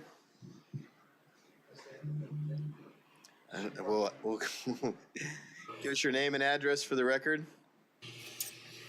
Kelly Edgell, and I live in Newton at 2025 South Chestnut. I own the bridal shop, Bridley Boutique. I also have to let you know that I am also a partner in the venue, but I just wanted to let you know that I'm there every Saturday, every Sunday, every day during the week except for Monday and Tuesday. And when I walk out at night at 5 or 6 p.m., 7 p.m., my car is the only one there.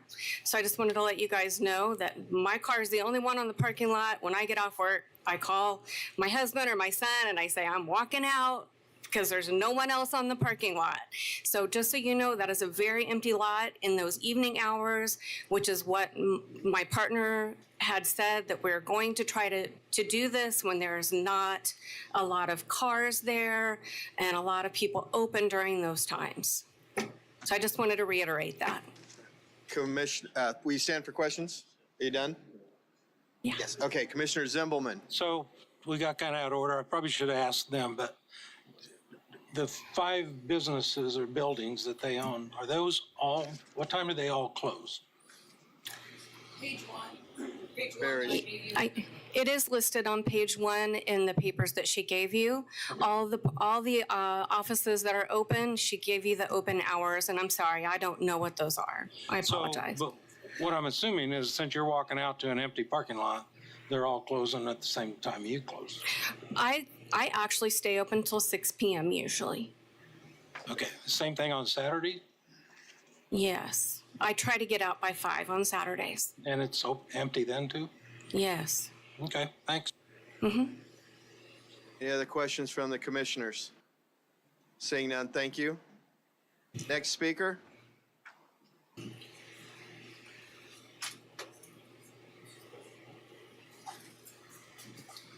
Hello, my name is Jack Patton. I live at 337 South Rutan, and I'm also a board member of the Neighborhood Association. As it stands right now, I just wanted to make sure that everybody understood that nobody's threatening to demolish a building, tear down more houses, so that's a good thing. Nobody's seeking intrusion into the neighborhood, so that's a big point in their favor.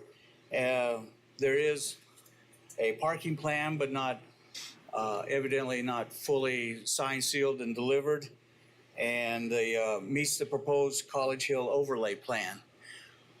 I think if we can get to the point where we do have actual papers in hand for the Loan Shark place across the street, the restaurant next door, and some actual in-hand, provable, documented parking, I'm in favor of it.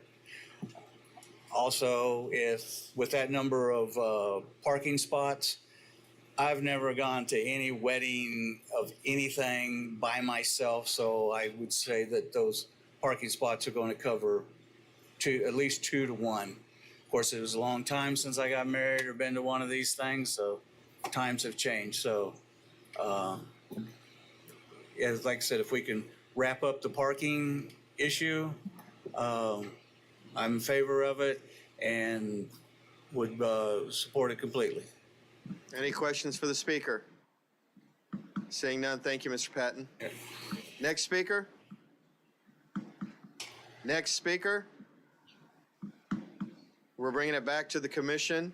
Oh, I'm sorry, the applicant, which either Mr. Gibbs or Ms. Phelps, you will have up to 2 minutes for rebuttal. Anything that you want to address that was brought up by the public comments? You have up to 2 minutes. Do you need my address again? No. Okay.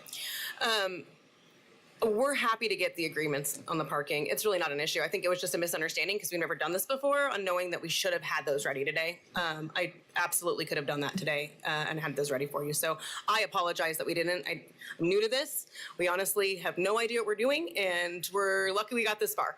So I do appreciate those points. They're important and they are valued to us. We want to be able to work with our neighbors. We have no interest in encumbering what somebody else is using to make a living. Okay, we just also want to have the ability to make it too. So we're happy to get those parking agreements. We're happy to get more if what we bring to the table you guys feel isn't enough. I'm happy to talk to multiple other people that are in surrounding areas and see if we can do that. We even offered to Robin and Art to pay for spaces when their places are closed, and that's something that they were interested in. We are understanding of that, but like I said, we're out talking to people, and we're very interested in doing whatever we got to do to make this happen. Thank you. Thank you. Does staff have any questions for the applicant and agent based on what we've heard today in terms of the number of spaces that are owned? Because in the staff report, it referred to 11.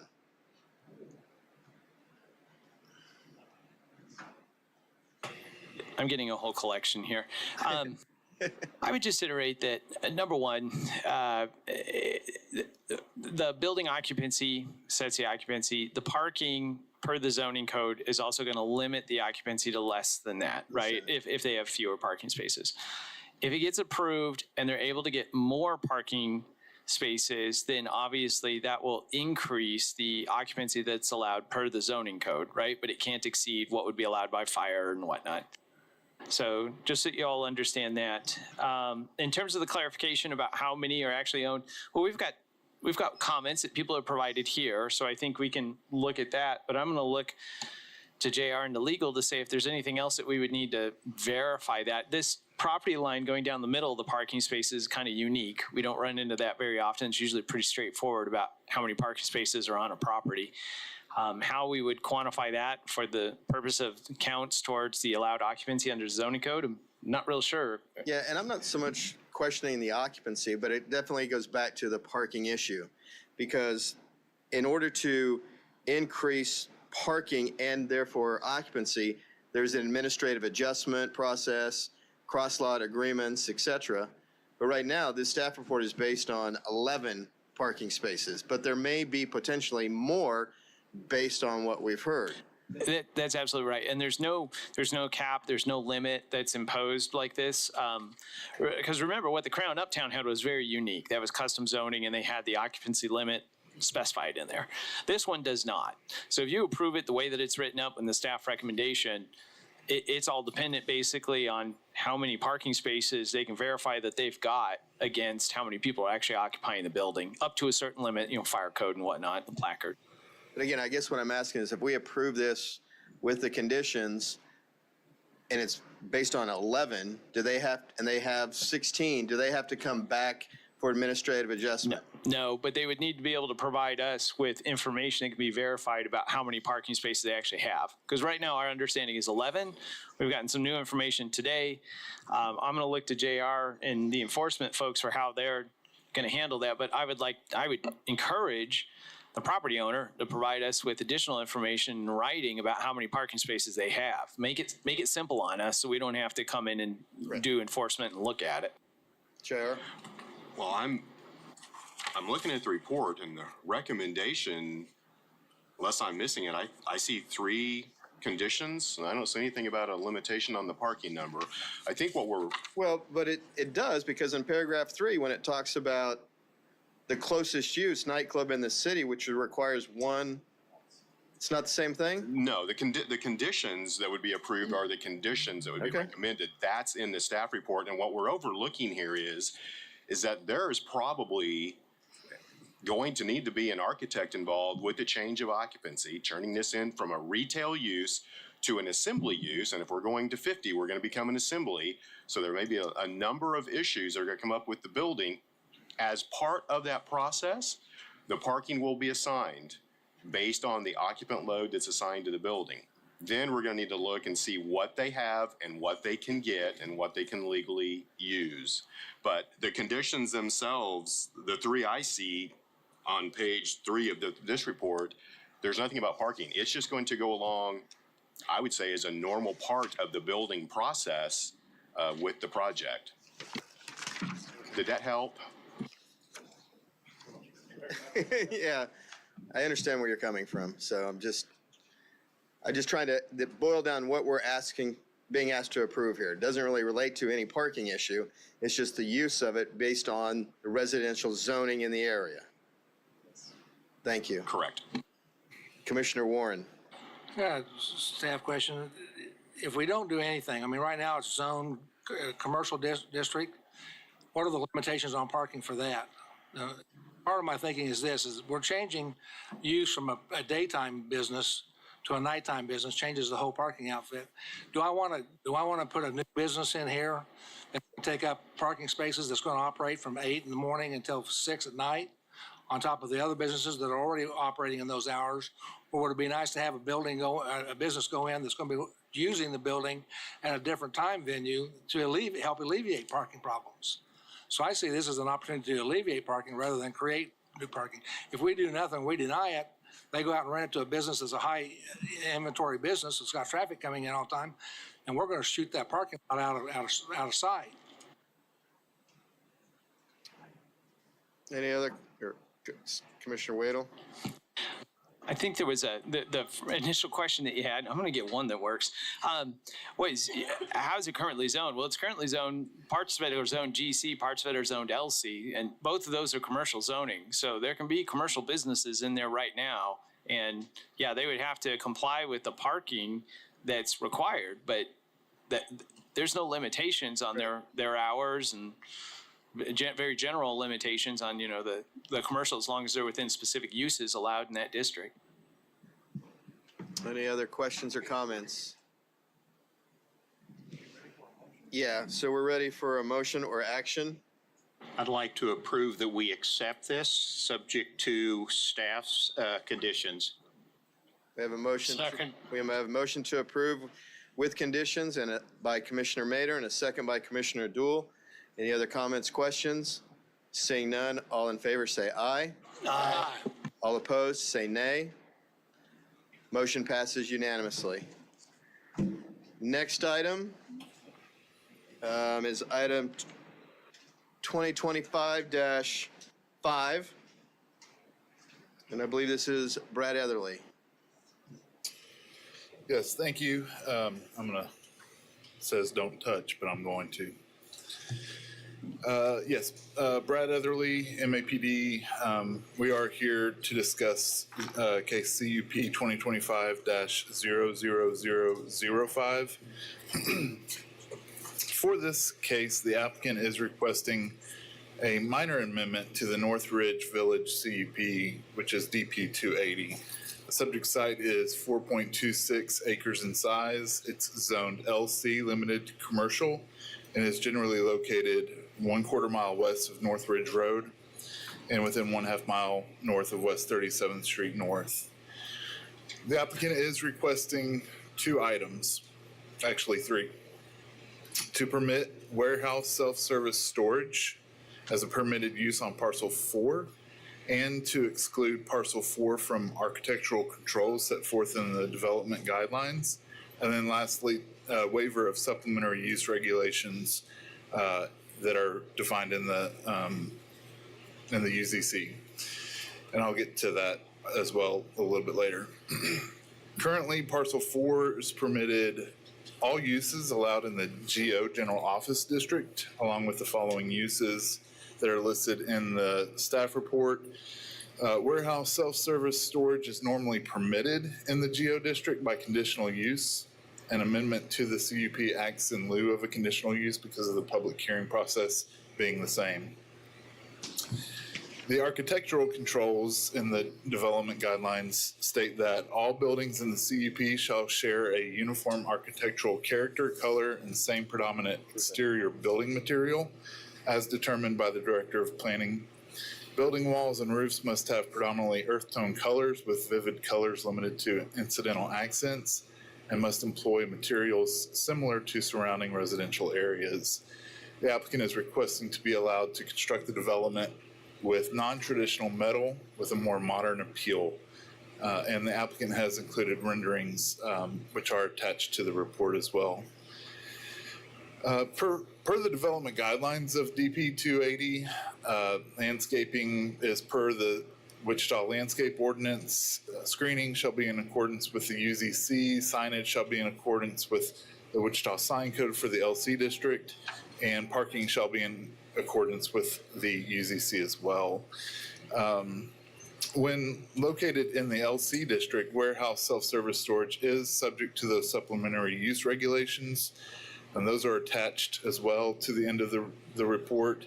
The applicant is requesting a waiver to regulation number 17, which requires that a resident manager be on site and be responsible for maintaining the operation of the facility. If we can go, yep, we're at the zoning map. Properties to the north are zoned LC, are within DP 280 and are undeveloped and then also developed with medical services. Property to the east is zoned LC, is also within DP 280 and is developed with medical services. Property to the south is zoned LC, is within DP 250. And at the time of the report, I wrote that it was undeveloped, but is very much being developed with large-scale multifamily apartment buildings. Property to the west is zoned SF5, is within DP 280, and is developed as Reserve D of the North Ridge Valley Edition. Reserve D is used as a floodway with ponds. A little bit of case history. In 2004, the property was rezoned from SF20 to LC and SF5, and the DP 280 was established. Additionally, in 2009, the property was platted as the North Ridge Village Edition. And also concurrently with this application, a vacation application was submitted to vacate an unused utility easement bisecting the lot and also to reduce the platted building setback along West Village Circle. If we can go, I'll go to the public services first. West Village Circle is a paved 2-lane local road with sidewalk on the north side. It leads to North Ridge Road, which is a paved 4-lane arterial road. Wichita Transit does not provide regular service, and all civil services are available, such as water and sewer. Now, if we can go to the future growth map.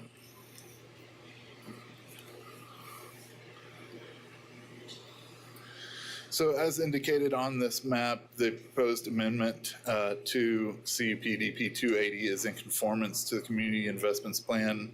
The future growth map identifies the area which the site is located to be appropriate for residential and employment mix. Staff does believe that warehouse self-service storage is an appropriate use on the subject site with the supplementary use regulations designed to mitigate significant detrimental effects. Conditions of approval are also designed to mitigate any detrimental effects to neighboring properties. And lastly, the condition or the removal of architectural controls could be perceived as detrimental to the overall aesthetic of the CUP development, because all business owners within that CUP have constructed buildings under those architectural controls. At the time of the report, staff had not received any comments opposing the changes. I do believe that we have received some since. And I don't know that I put those in front of you. If I didn't, I apologize. Under the development pattern guideline of the locational guidelines, guideline 3D states that low-density residential uses should be buffered from commercial and industrial areas by open space, water bodies, changes in topography, or major barriers, such as arterial streets or highways.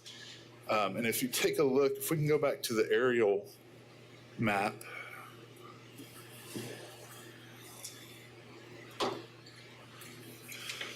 the single-family development here, residential development, is buffered by this reserve and these ponds, so we feel that those are met. If we can go to the site pics.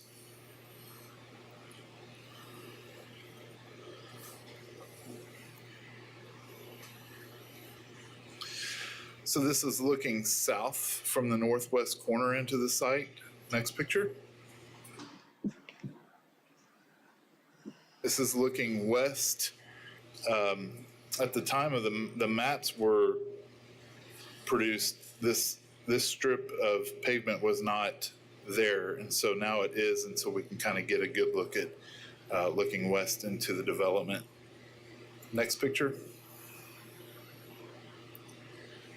This is looking east away from the site on that same strip of pavement. Next picture. This is looking north away from the site, looking kind of off the northeast corner at some of the uses there. And then next picture. This is also looking north at the undeveloped portion of that. Next picture. This is looking south into that multifamily development that I spoke of earlier. Next picture. And then this is looking west at the end of the circle drive with someone taking advantage of some joyriding in the background. With that, I will say staff does recommend the amendment be approved, as well as the waiver of the supplementary use regulation number 17.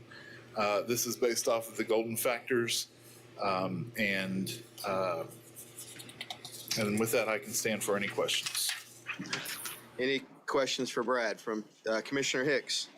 Hicks. Thank you. Can you go back about 3 slides to the photo that shows buildings off to the northeast? The one, the medical services building? Yeah. Right here? Yeah. Right there? Yep. Yeah. So in the very beginning, if we had under proposed use, if we said permit warehouse self-service storage to include, not to exclude, but to include architectural controls, would this facility that we're talking about look something in color and texture like what we see here? Or is it even possible to put that much lipstick on a pig?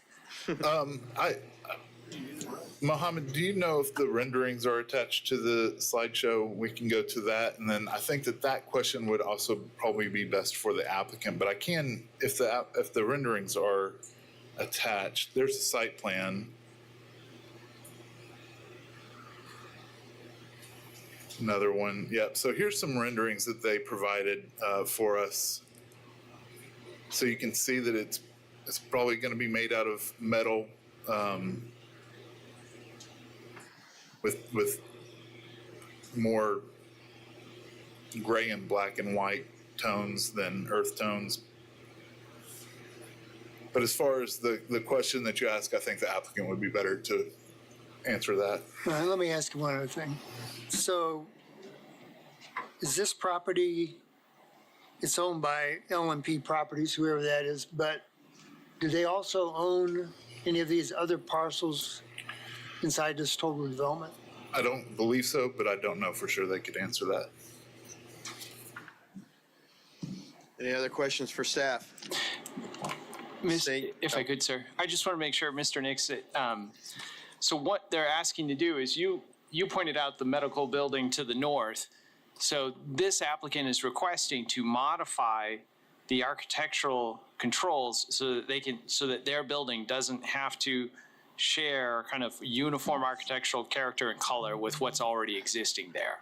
So they want to be able to do the metal finish that they've shown on this, and that is considered different than what's already in place. So the metal finish that you're talking about is different than most self-storage units that we see across town? Is that what you're saying?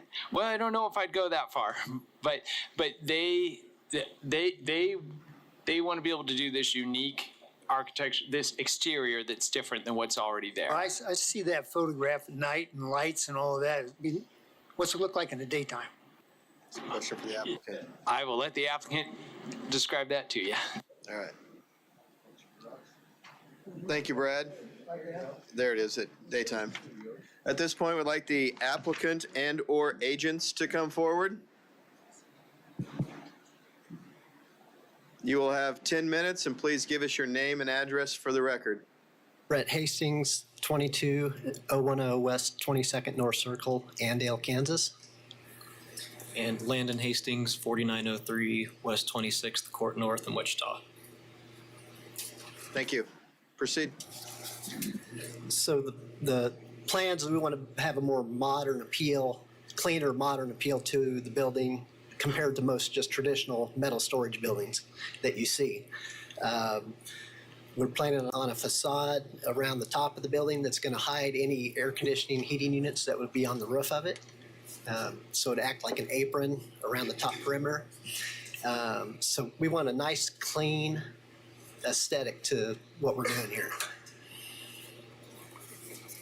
Anything else you want to add? You have 9 minutes. Just the units themselves, most storage in Wichita, people are renting it, kind of don't know what you're getting. These units will be purchased and owned by individuals. So it is a more higher end facility where people do physically own their units. So it's not going to be, someone has it for 6 months and, kind of like your traditional storage that you might see around town. More, if you've heard like the garage condo concept or kind of man cave, this is the direction that we're going. So the owners can retrofit the inside if they want to, entertain and have family and friends over to hang out. Great, they can. They can put their RV in there, their cars. For them, it's more just like a garage. It will be, of course, fully landscaped, professionally maintained with all of the exterior. So, yeah, like Brett said, definitely just more higher end, nicer finishes. We definitely want to go to a more modern appeal. Not trying to make it look cheap by any means, but do like all metal construction for the overall visual we're after. So when did you purchase the property? The property is currently under contract, so don't own it now. Not yet. So then you were aware as part of the condition of purchase of the CUP that was established in 2004. Correct. Okay. Commissioner Williams-Bay. Yeah, you said this could possibly be used as a man cave. Are you providing toilet facilities in these restrooms? Yes, there will be. Actually, what's pulled up right now kind of didn't get on the architect's drawing, but on the far east side of that north building, there will be a office with a common bathroom that will be accessible from everyone. Each individual unit will be plumbed, so if the owner of a unit decides to put in a small restroom, they definitely can. They're all not going to be that way for purchase necessarily, but it can be plumbed and it can have a toilet in it. One thing I did forget to mention earlier is everything will be fully gated off. So, more close to the public, it'll be a more private facility. People have a key fob to get in and out of the gates, so it will be fully secured. Have surveillance cameras, you name it, on the property as well. Commissioner Duell. So are you folks the applicant or are you the agent? We're the agent. Is the applicant with you? He is not, no. Commissioner Mader. I'm not sure if my question's for the applicant or for staff. With these being individually owned in a condo system, is that still self-storage? I guess I thought self-storage was all rental. It would be my opinion, it's the same equivalent use, whether you have fee title to a piece of it and a interest in common with the whole area, or whether you're just renting the piece of it. I think the equivalent impact from a land use perspective would be the same. Commissioner Williams-Bay. Jared, does that, if they're going to have restroom facilities and possibly maybe a kitchen in there, does that change the occupancy? If you're getting at would it become a dwelling, it would take all the requirements necessary for dwellings. You have to have sleeping, eating, sanitation. I mean, if it goes that way, which I don't think I know of any that have, technically it could become a dwelling, although in this case, it would default back to what's permitted under the CUP. And what's the zone, Philip? It's LC, so LC generally permits residential uses. CUP could restrict it, but does that help?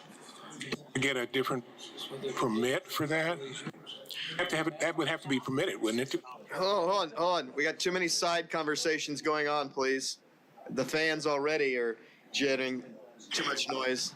I mean, they, as you know, they would need to reflect that in their plans they submit, or they'll wind up submitting more plans to get it taken care of. But yeah, it should go through a plan review process. So. That's what I was getting at. Okay.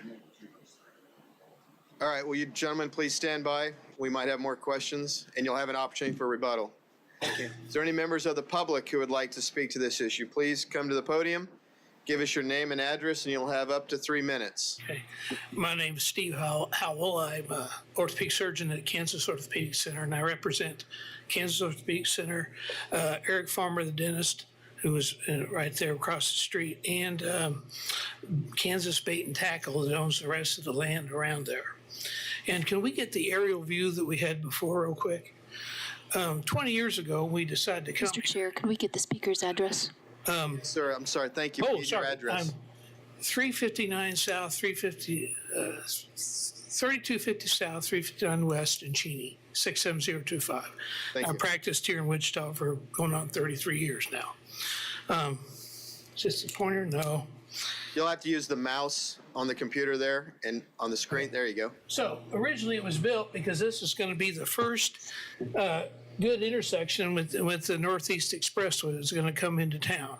Our goal was to have our orthopedic center, which they fail to realize is also a surgery center, and there's always narcotics there and all kinds of things that can be broken into. This is a long-term care center, and this is an internal medicine building. But the hope was that eventually we could build a boutique hospital right here that would be in a perfect location for our Western Kansas people to come. Unfortunately, with Obamacare, physicians can't do that. But my hope is that that's our goal for us, is to have a boutique hospital in the northwest part of town where nobody has good access to. And for people coming along that corridor, they would. And I think the commissioner said it best, is that this, I'm not going to say shine turd, but I am, because this doesn't fit at all what we have planned for this area. And it's all medical, and I was maybe going to say, okay, if they can make it look nice, self-storage might be fine. But if you're going to have people living there and partying there and a variety of activities, it's not quite what was originally proposed. That just can't happen.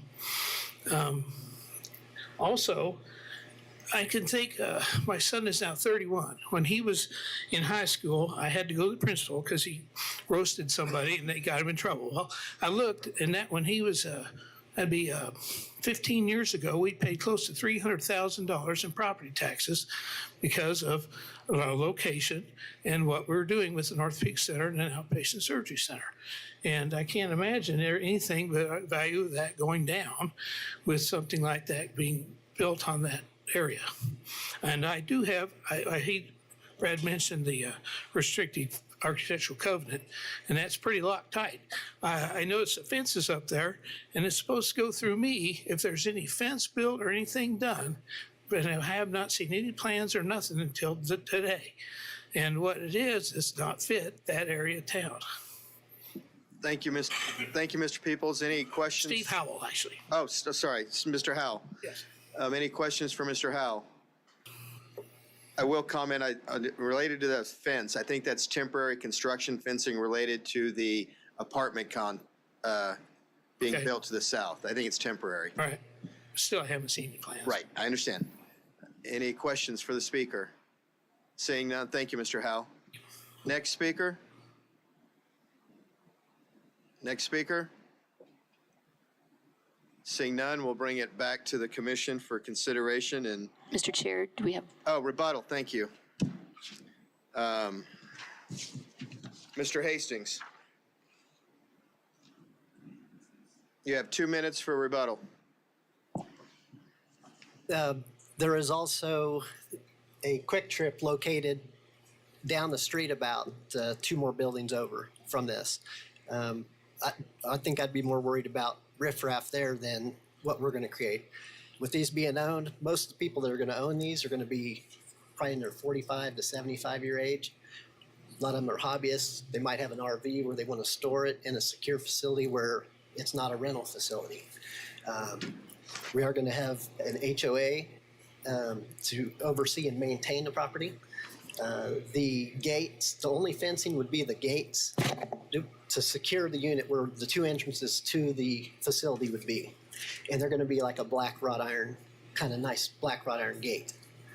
Other than that, there will not be fencing around the entire property. Please, sir, to us, thank you. Anything else you want to share? And no, we're willing, if there's that's why we're here. We want to know if there's any kind of restrictions, covenants, and stuff we need to do to get this to work out for what we're wanting to do in this location.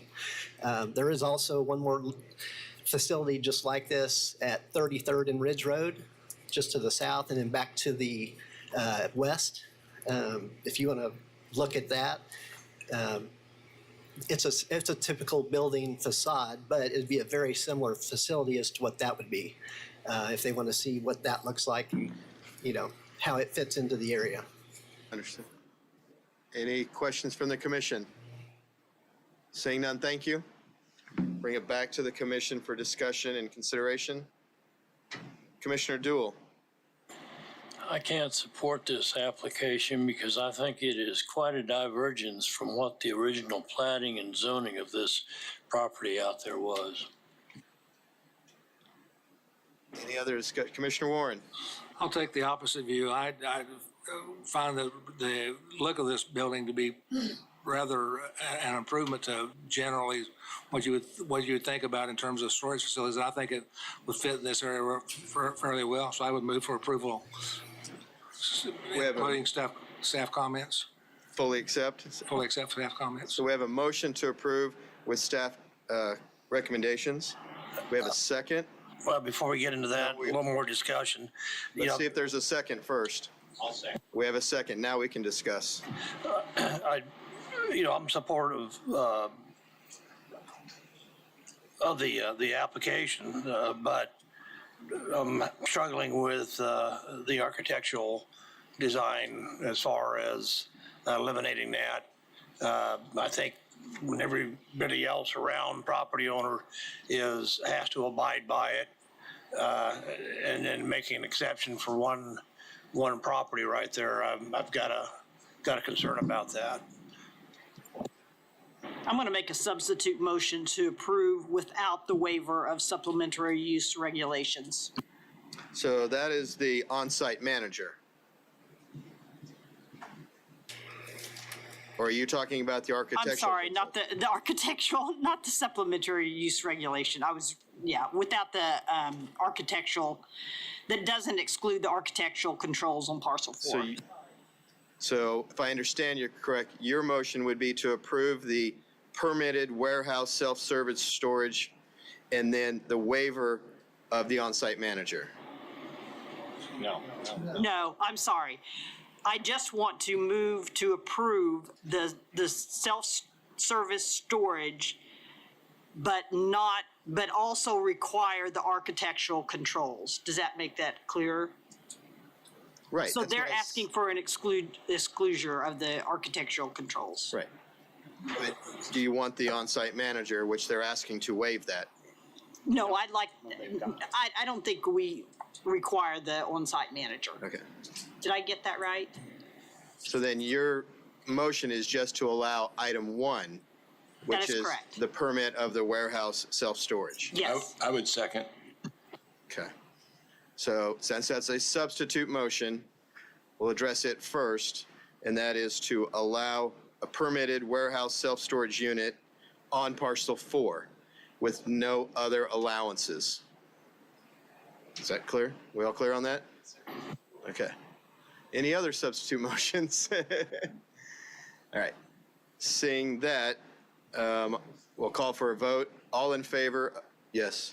May we do a roll call, sir? Yes, we will do a roll call. So all in favor of the substitute motion to approve warehouse?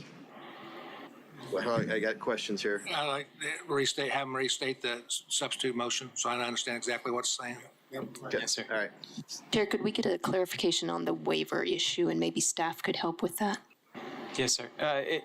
So the motion is to approve it with the waiver so that a on-site manager, on-site residential manager is not required. Also, to number 1, permit warehouse self-storage as a permitted use, but not to include what is listed as number 2 on the request, which is to exclude this parcel from architectural controls as set forth in the CUP. So this would have to comply with those architectural controls that are already in place. All right. So we will do a roll call vote. And Yes, if sir. you're in favor of the amended motion, you will say aye. Fry, Aye. Mater, McKay, Aye. Dool, No. Bill Johnson's absent, Blick is absent, Nix, Aye. Clontz is absent, Warren, Aye. Joe Johnson, Aye. Miles, Zimbelman, Aldrich, Aye. Williams Bay. Aye. Sir, the vote is 9 in favor, 2 opposed. All right, thank you. We will now move to the next item, which is item 4.5, 2025-1. And I believe Brad's back on the...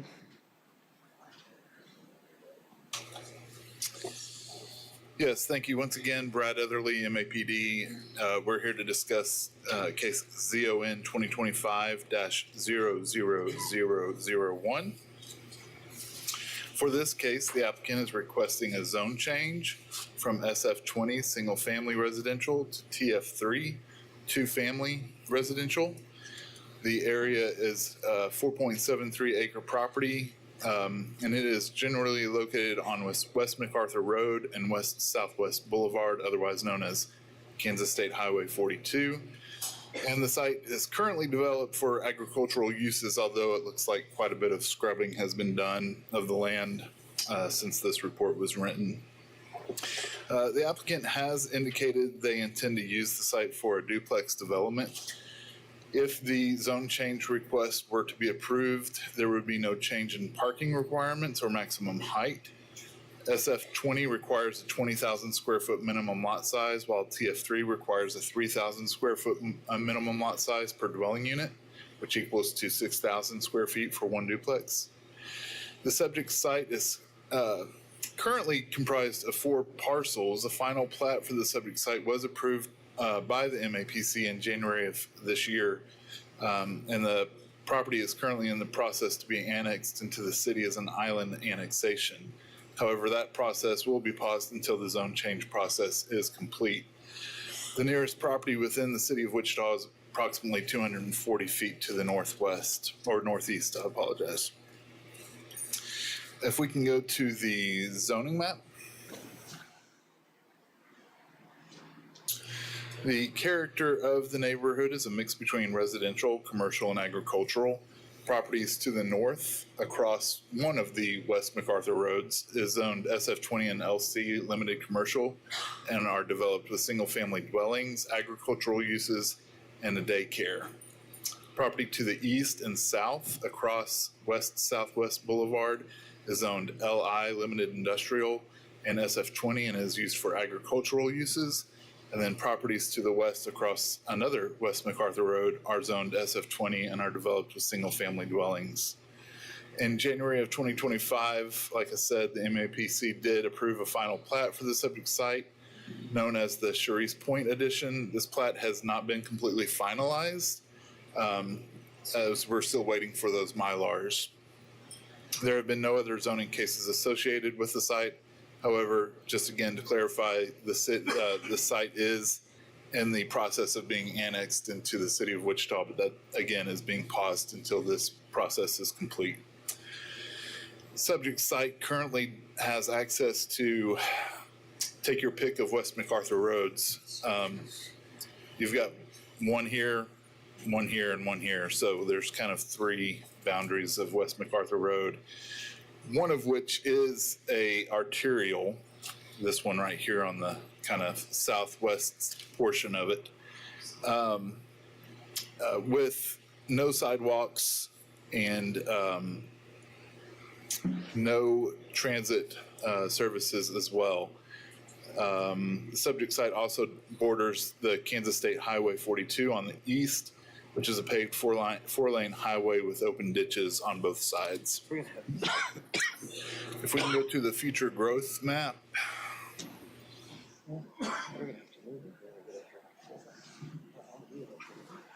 The requested zone change is in conformance with the community investments plan. The future growth map recommends the subject site as appropriate for residential and employment uses. And the plan defines residential and employment mixes areas of land that will likely be developed or redeveloped by 2035 with uses predominantly of a mixed nature due to the proximity of higher intensity business uses. Residential housing types within this area likely will be higher density. And so we believe that duplex development is an appropriate use for this area as staff. And then as far as locational guidelines go, under the heading of development pattern, guideline 2A encourages infill development that maximizes public investment in existing planned infrastructure and services. So planning staff, let me go to the site pics. I always try to rush over those.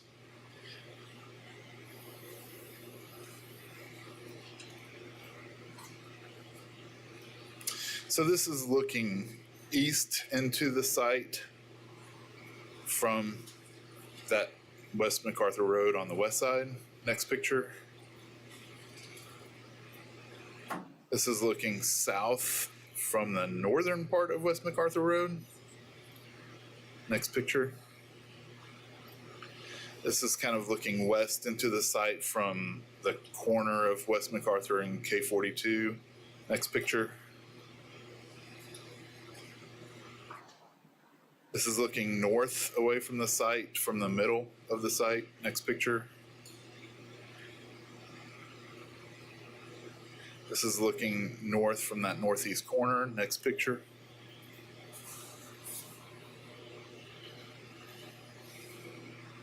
This is looking north from the northwest corner. Next picture. This is looking east away from the site. Next picture. This is looking south away from the property. Next picture. And then this is looking west away from the property, and I do believe that's all. So staff does recommend that the request be approved. These are based off the golden factors.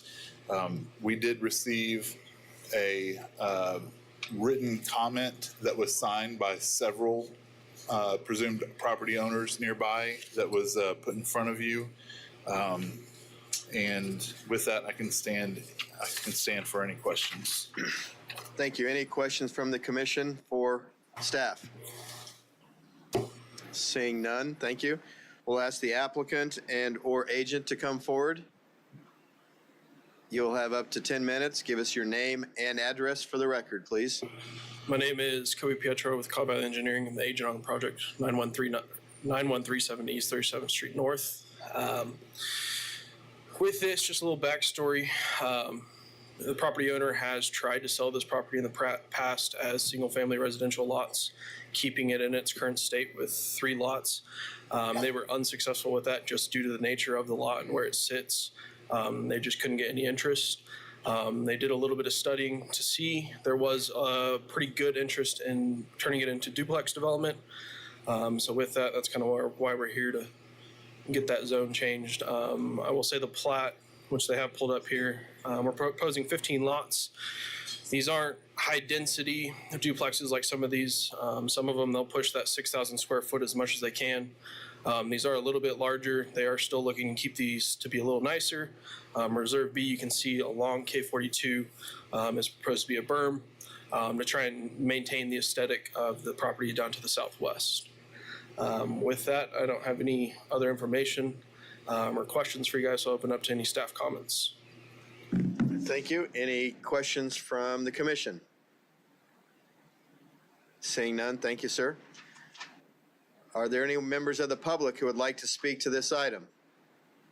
Please come forward to the podium, give us your name and address, and you will have up to 3 minutes.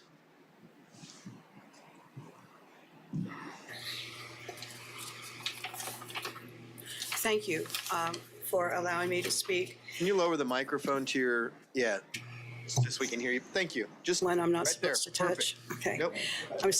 Thank you to the commissioners for allowing me to speak, and for the assembled citizens who are here to express their comments and opinions about this zoning. Your name and address, please. My name is Patricia Becker. My address is 124 Suzie Street, Wichita, Kansas, 67215.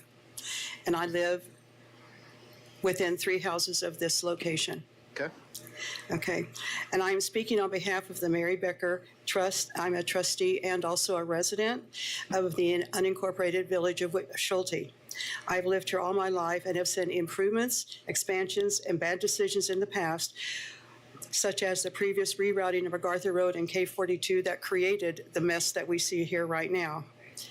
And why is this a bad idea? The impact these units will have on property values is a significant concern. Already, our property values are increasing. I do not see that the inclusion of rental units, duplexes in this area is going to improve our property value at all. So I actually think there will be, if ever the government can give back money, they're going to be reducing our property value. The increased burden on the infrastructure, the deterioration of quality of life, and the safety issues from increased traffic are also real and significant. The lack of adequate access to the parcel will become a safety issue. I question whether the developer would be willing to do necessary road work to mitigate this problem. As I read the map, I notice the access will be from an unmaintained county road. This increased traffic will result in even more deterioration of the existing road and increased traffic on private property, such as the church access, which is to the east of this, which is an entrance into, a lot of people use as an entrance into this location, as well as driving through the parking lot of the filling station, which is at the corner of K42 and MacArthur. The suitability of this action is questionable. The area now has all owner-occupied structures. The transient nature of renters in duplexes who may not have the same investment in the community as homeowners will cause the area to deteriorate. Most of the new built-on duplexes in this area are not owner-owned, but are an investment property with absentee landlords, so property values will decrease over time rather than increase. Since I've lived here, this land has always been farmland, and therefore the only basis for this rezoning is profit, which does not consider the quality of life of the current residents and the impact of this development will have. There is a private school and a daycare near to this location, and the lack of vetting of the new residents could seriously affect the students at these schools and at the daycare. And this is a risk that we cannot afford to take. While I cannot get the statistics on the number of accidents that have occurred at the intersection of MacArthur and K42, they are significant. And if you have not already done so, I would encourage you to investigate this better before you make your decision. Ma'am, your time is up. Can you wrap it up in a sentence or two? I can. I ask that you listen to the people here who are protesting this action and come to understand that the long-term adverse effects this will have. Thank you. Any questions for the speaker? Seeing none, appreciate it. Next speaker.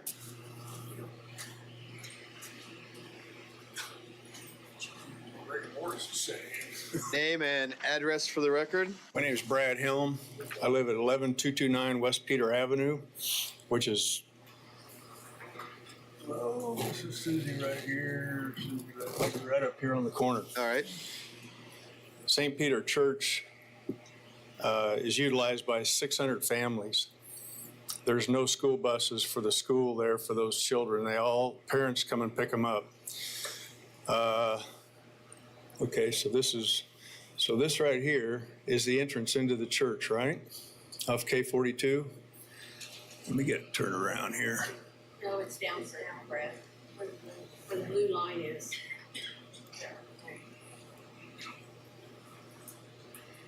Huh. Right here? Yeah. Right here? Okay. So anybody that's coming from church this direction, they cut in here and they go in the parking lot. Anybody that's coming from the west, they come right in here and they come right up these dirt. Now these are dirt roads, mind you. Susie and Peter are both dirt roads. So the dust right here, this is all dirt roads. The dust is atrocious. So adding 15, so that's 30 more cars to all this. I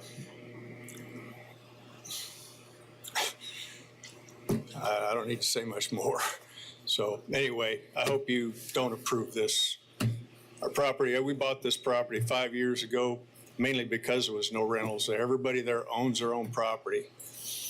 And this would just deteriorate that. The houses to the south, those are $600,000 and $700,000 houses. I don't know if there's anybody here to speak for those, but it's going to depreciate values pretty quick. Any questions? Any questions for Mr. Helm? Seeing none, thank you, sir. Next speaker.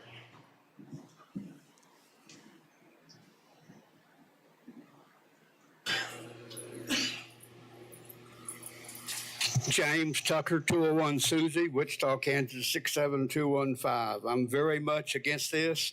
If you notice, I'm not real good with this little computer thing here, but K42 MacArthur, there's at least 20 accidents a year at 119th MacArthur. MacArthur used to run through right here, but the great county come through and rearranged it, removed it around, and I understand why you did it, I guess. But that left this little piece of land here open. So now they want, because you can't sell it, it was doing fine as agricultural property for 20 years. I've been there since 1988. That's 37 years, 38 years. The man farmed it. They made good money. They got brand new houses to the south of us. These are probably, I don't know, 2 or 3 acres, I'm going to guess. And why would you want to put a dozen rental property on that piece of property when this street here is not even maintained? You've got all these cars running north and south. You've got people coming out of the store. And to beat the traffic, because you got Cessna citation coming down at 4 o'clock and at 2 o'clock in the morning up till 8 o'clock, you'll have 100 cars, probably an hour, driving that road and people trying to pull out in there. 119th has an accident at least once or twice a month. Now, we've had a couple of fatalities at 119th and 135th. Do you think this is going to slow it down by increasing the cars and more people there? For what? It's not, please vote against it. We don't want it. Thank you. Any questions for Mr. Tucker? Seeing none, thank you, sir. Yes. Next speaker.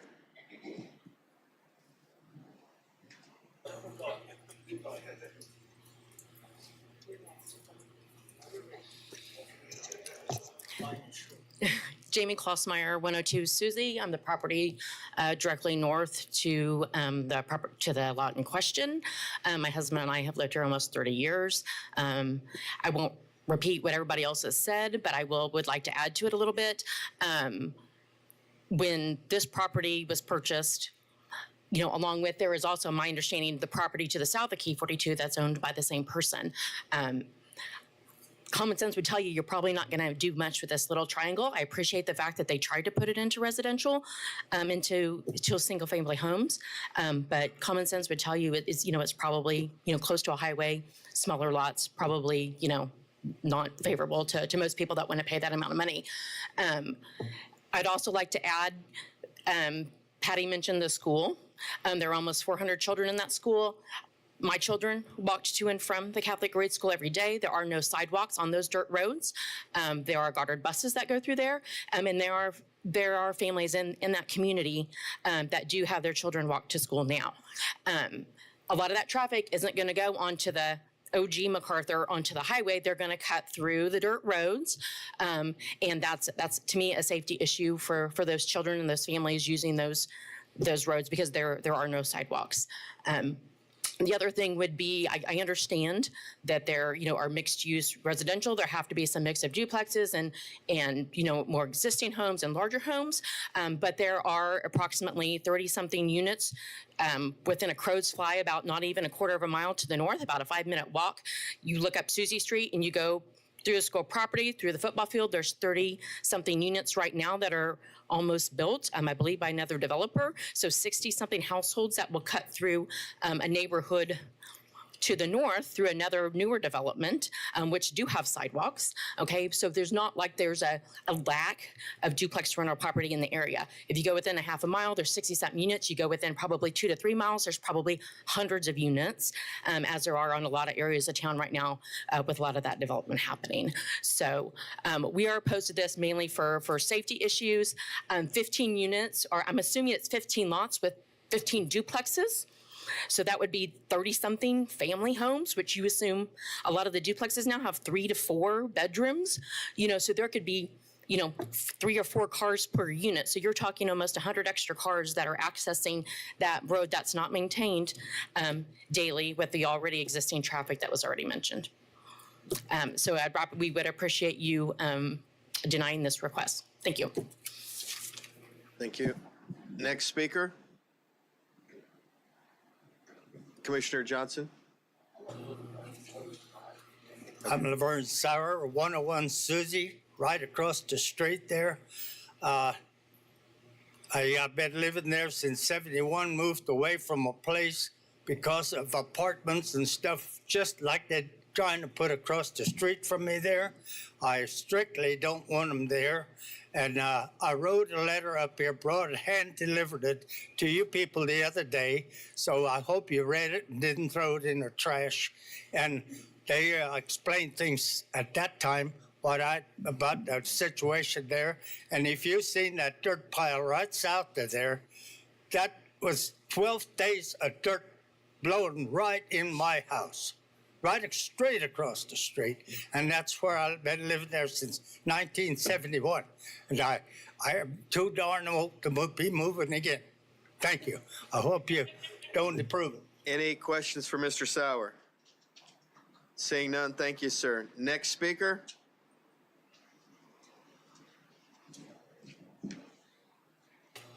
Hello, I'm Crystal Ferguson, 11322 West Peter Avenue. I live north of the Schulte, the little town of Schulte. If you look at the property map, I own the empty lot that is north and west, directly north and west of this. Yes, that empty lot right there. I look forward to doing something with that one day. Maybe my children will inherit that and they'll build their homes there. They'll inherit my home. I grew up in a way that most people would consider pretty unsavory. I worked really hard to get here, to have this 11 acres that I bought from Mr. Ernie Sponsel over here. And I'm very proud of where we live. We have a very private, close community here. And I oppose this for all of the reasons that they stated, but also the dirt roads. I personally call Waco Township to have these graded. It is an issue. It should be strongly considered because the city does not maintain those roads. Safety of children. If you put duplexes in there, like they were saying, there's already car wrecks that happened there at the main intersection of K42 and MacArthur. Imagine if there's children living in those duplexes and they throw a ball out onto K42 and some kid goes out there. That traffic is 60 miles an hour. It is a safety hazard. If you have bigger homes there, you're probably going to have some privacy fences, ways that you can put a barrier up to that. Quoting someone from the article of 4.1, this would strongly affect the fabric of our community. Everyone owns there. We moved here for a reason, and we hope that you guys don't approve this. Any questions for, hold on, I wrote your name down. Ms. Ferguson. Seeing none, thank you. Any more public comment? Seeing no more public comment, the applicant agent, you'll have 2 minutes for rebuttal.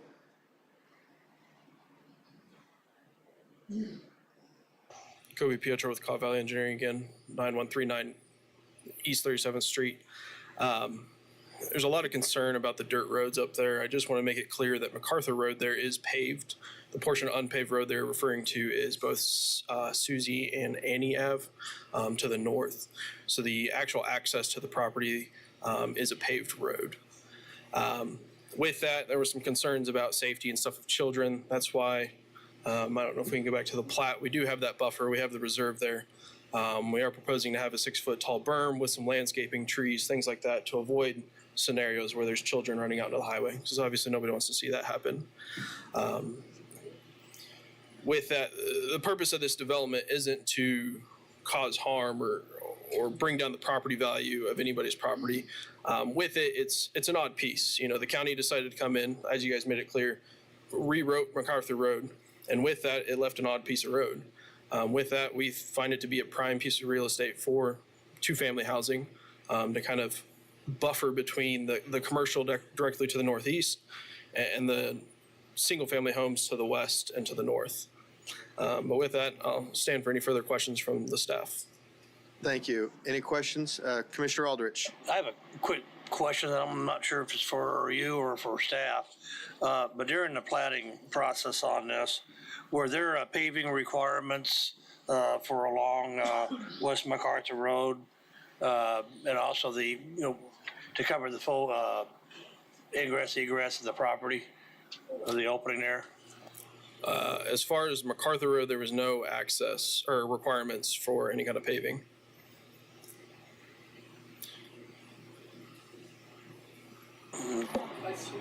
So we are having the rebuttal of the applicant with the commission at this point. Can you go back to the aerial, the satellite image, and then with your cursor, show us the areas that are paved? So this portion of the road here is paved. I believe it stops or is deteriorated kind of as we get to the east. But right here heading north is dirt, and here heading north is dirt. But this portion is all paved asphalt. Okay, to where going to the east, is that little section right in there, is that paved or is that dirt? I'm pretty sure it's paved, but it's been deteriorated over time. Yeah, right there, is that paved or dirt? It's deteriorated pavement. This was the old MacArthur Road. This was supposed to not have any access. Obviously, okay, we can't stop people. I think people are using it as a makeshift road. Yes. Okay, that's where I was going, is whether or not that is actually a roadway or is that just a trail. So where exactly would all the accesses that you would have on this property would be 100% paved all the way into the entrance? Correct. And you're going to have entrance to the north, an exit to the north, and entrance to the south. Entrance to the south is just for future fire. Okay. It's not an actual access point. Okay, thank you. It's fire access. Any other questions from the commission? Commissioner Johnson. Sorry. I had a question of, had you looked at bringing the road out to the south so that people wouldn't have the tendency to go down the dirt road? Yeah, with that, the access point to K42 is too close, so we don't meet traffic standards for that. The only viable point due to the proximity to the intersections was up here towards Susie. Got it. Thank you. No more questions for the applicant agent? Thank you, sir. Bring it back to the commission for consideration and discussion. Question for staff, process-wise. This is unannexed right now, and they are seeking an island annexation. Does this go before, from here, will it go to the county and the city for approval, or what's the next step in the process? There we go. So the annexation process has been paused. It has gone to, the city has initiated it. It has to go to the county. They made a finding that it would not inhibit growth of other cities in Sedgwick County. So from there, we have paused it because we can't change the jurisdiction of this land midstream in a zoning because we published it according to county standards. And so the annexation will not continue on to city council until final action is taken on this one at the county. So the Board of County Commissioners will be the governing body on a final action for this case. All right, because I just want to make sure there was no DAB hearing, because it's not in the city of Wichita. It's a county issue at this point. That is correct. It is a county case. All right. Can I ask, did you make a comment, island annexation, a second ago? Yes, that's in the staff report that it's being. I know, I just wanted everybody to realize that. Yeah. And by island annexation, you can see on the screen the pink line and the like northeast of it, that's the city limits. It's only an island annexation by a matter of feet. So it's not necessarily a leapfrog. Commissioner Warren. I have 3 points I want to make. One is that there is a need for affordable housing, and so that this helps answer part of that. Number two, multifamily does not necessarily mean interior family living. I lived in duplexes more than half of my adult life. And I think that I added to the nature of the neighborhood. I don't see that as being anything that would draw down the existing property values of the people living by. And the way that this thing lays out, the existing roads act as a buffer. They're separated from the ones. Quite often we get a lot of kickback from multifamily going into single family. Is they're on the same street or on the same block or in the same neighborhood. This is separated by some pretty busy traffic, so you're not going to have the same issues out there. So I would see this as being a positive, and I would move that we approve per staff comment. Okay, so we have a motion to approve with staff conditions by Commissioner Warren with the second by Commissioner Miles. Any other discussion or seeing no comment, call for a vote. All in favor say aye. Aye. All opposed say nay. Nay. That would be 10-1, if I remember our numbers right. If I could, sir, who voted nay on that one? Commissioner Nix. Commissioner Nix, thank you. The only one. Thank you. Next item. It was a, Yes. it's a done deal. It was a done. We have next item. I understand. Thank you, sir. Good afternoon, everyone. Christina Reith with planning staff. Am I good, or do we need a minute? I don't think we hear you very well, Christina. Pull the mic up a little bit. Oh, thank you. Is that better? Much better. All right. Christina Reith with planning staff here to present Zone 2502. The applicant is requesting a zone change from limited commercial to central business district.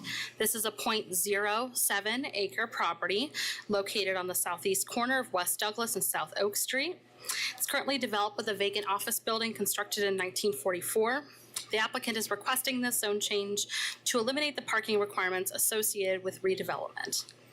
The subject building, as I mentioned, was constructed in 1944 and is non-conforming to the current development standards within the LC district because it does not meet the setback requirements. In addition to that, there's no on-street parking off-street parking for this property here.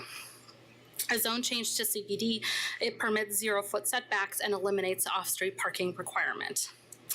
This is located within the Delano overlay, so all changes must go through either the Delano Design Review Committee or the Delano Design Advisory Committee.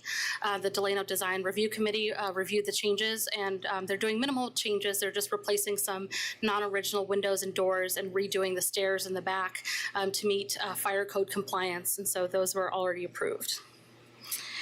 The character of the neighborhood is high-intensity mixed-use development within the Delano overlay. Property to the north is zoned CBD. If we take a look at the zoning map here, everything that you see in light blue is zoned central business district. To the south, we see in pink, that is general commercial. To the east is CBD and is developed with a restaurant, and to the west is developed with a restaurant as well. The requested CBD zoning would continue to allow the property to be in conformance with the existing plans and policies, such as the community investments plan. It identifies the Wichita Future Growth Concept Map identifies the site to be appropriate for residential and employment mix. This is areas of land that will be developed or redeveloped by 2035 with uses predominantly of a mixed nature. In the Wichita Places for People plan, the requested CBD zoning aligns with the goals of the plan. It provides recommendations for urban infill development in the established central area. This is located within a community core node and is intended to serve multiple neighborhoods and designed to accommodate and balance multiple nodes of transportation. The Places for People plan also outlines several strategies to help guide the community in their actions to create walkable places. Strategy 1 is to create walkable destinations that support the various neighborhood environments in the established central area. Strategy 3 aims to improve the economic feasibility of commercial and service uses and the markets necessary to support them. And Strategy 6 aims to encourage infill and redevelopment that is contextual to the environment in which it is occurring. The proposed zone change is in conformance with the Delano neighborhood plan. The future land use map for the plan identifies the subject site as appropriate for mixed use. Staff is recommending approval for the request, and this recommendation is based on the golden factors listed in your staff report. We did not receive any public comment on the requested zone change. This went to the District Advisory Board on March 3rd, and they recommended unanimous approval of the requested zone change. And let's go to some site photos. Here we see the future land use concept map from the Delano plan, identifying the site as appropriate for mixed use. Could we go to the next slide, please? This is looking east towards the site, towards the side of the building. Next slide, please. This is looking south towards the site. Next slide, please. This is looking north away from the site. Next slide, please. This is looking west away from the site. And with that, I will stand for questions. Thank you, Christina. Any questions from the commission? Seeing none.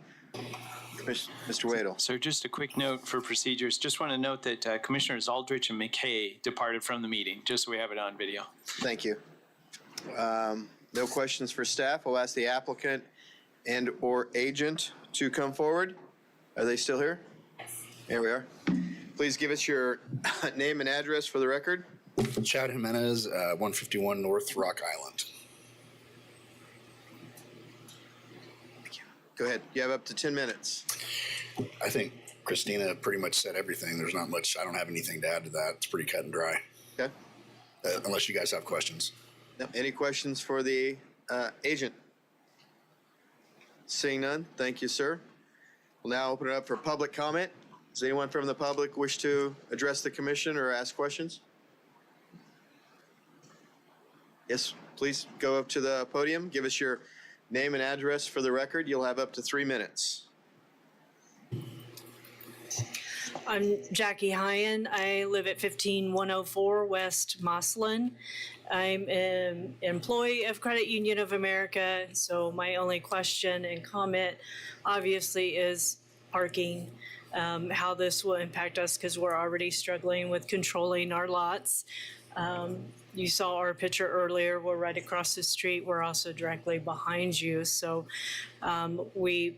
I can't control the parking over the lunch hour, and so that's why I'm here, just to find out what ultimately is the plan and where would you direct your tenants or wherever, whoever's patronizing there, where do you direct them to park? Thank you. Any other questions or comments? Seeing none, Mr. Jimenez, you have up to 2 minutes for rebuttal. I don't believe there's any parking. Well, Credit Union of America has a parking lot, but most of those stores and buildings built along Douglas were built so long ago that wasn't the requirement zone. So I don't have a answer for you on where we're going to direct anybody to go park, because there is no parking. It's street parking. It's wherever they can park. Well, and that's that's part of asking for the central business district, which they've applied down in Old Town. I mean, there's no required parking down there either. It's find a parking garage or find a parking lot, a public parking lot. That's all I got. All right. Thank you, sir. Seeing no more comments, we'll bring it back to the commission for discussion, consideration.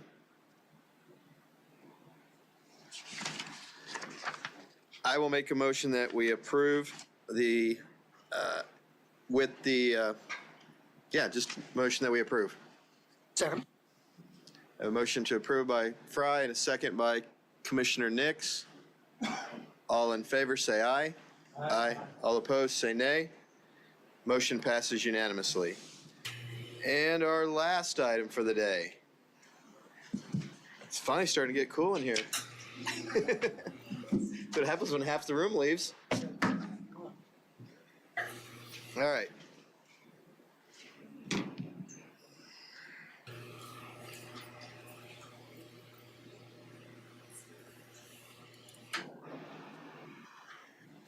Take it away, Brad. Thank you. Brad Etherly, MAPD. We're here to discuss case zone 2025-00003 in conjunction with con 2025-00024. For this case, the applicant is requesting two items. One is a zone change from GO, General Office District, to LC, Limited Commercial. And two, a conditional use to permit a car wash within 200 feet of residential zoning. The subject site is generally located on the southwest corner of East US 54-400 and South 143rd Street East. The subject site is 2.826 acres in size and is currently undeveloped. The LC district generally permits more uses on site than the GO district. There would be no changes to the minimum lot area, minimum lot width, front setback, rear setback, or interior side setback. However, should the zone change request be approved, there shall be an increase in maximum building height from 60 feet in the GO district to 80 feet in the LC district, which would also be subject to compatibility height standards near residential zoning. The sign code is different in the LC district than the GO district, where in the GO district, ground or pole signs are limited to 32 square feet on a single tenant zoning lot. Signs in the LC district are limited in total area to 20% of each tenant space elevation, with no sign exceeding 400 square feet. And there shall not be more than 3 signs for each tenant or business on each building elevation. Illuminated off-site signs are permitted in the LC district. The property would need to follow the criteria set forth by the Wichita Landscape Ordinance, which would include landscape street yards along arterial streets and landscape buffers abutting residential zoning. The Unified Zoning Code requires a conditional use in LC districts when proposed car washes are within 200 feet of residential zoning districts. And this subject site abuts SF5 single family residential zoning on the south and west property lines, and SF20 single family residential located to the east across 143rd, which is in the county jurisdiction. All other use regulations found in the supplementary uses for car washes, the UZC shall apply should the conditional use be approved. And those are listed as an attachment to the report. If we can go to the site plan.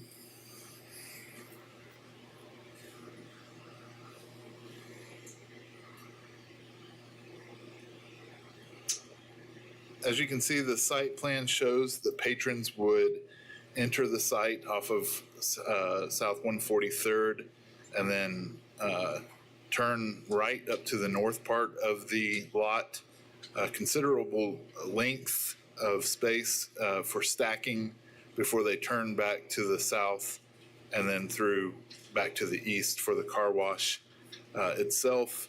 Vacuums are located in between that north lane and the south lane and the car wash building.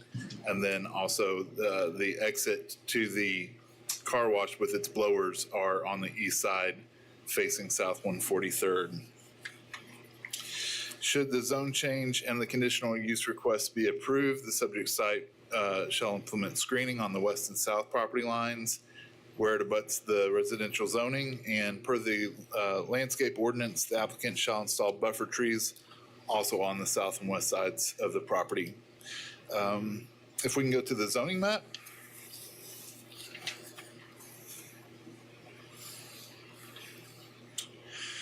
The character of the neighborhood is a mix of residential and commercial properties to the north across the highway are zoned LC and are within CUP DP 248. Those are undeveloped. Property to the south and west is zoned SF5 and is developed as a drainage pond as Reserve A for the Springdale Lakes Edition. Property to the east across 143rd Street is zoned SF20. Single-family residential and is developed with a single-family dwelling. And then property to the northeast is zoned LC, is within DP 272, and is developed with a service station convenience store. A little bit of case history. In 1983, the subject site was platted as part of the Springdale Lakes Office Park Edition. In 1981, a zone change request from what was then AA one family dwelling district to BB office district was approved.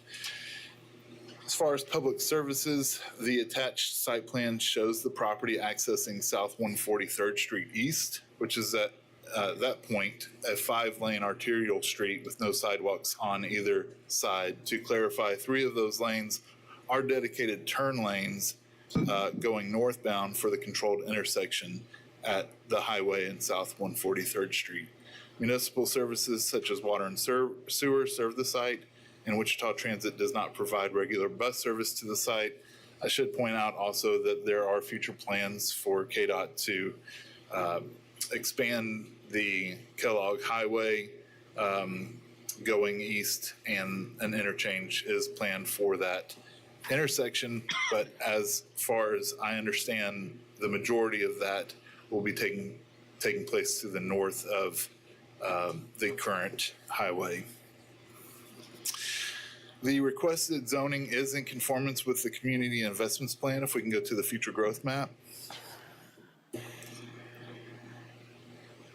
The map identifies the area as designated for residential and employment mix, which, as stated earlier, are areas of land that will likely be developed or redeveloped by 2035, with uses predominantly of a mixed nature. Due to the proximity of residential uses, employment uses likely will have limited negative impacts associated with noise, hazardous emission, visual blight, and odor. We believe that a car wash would be appropriate at the intersection of the arterial street and the U.S. highway. Required screening and landscaping are designed to mitigate possible negative impacts such as noise and light pollution. And then the nearby single-family residences are also separated from the subject site by the drainage pond and an arterial street. If we can go to the site pics.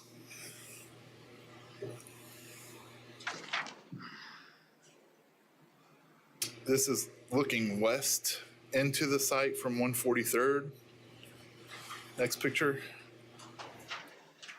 This is looking south into the site from across the highway. Next picture.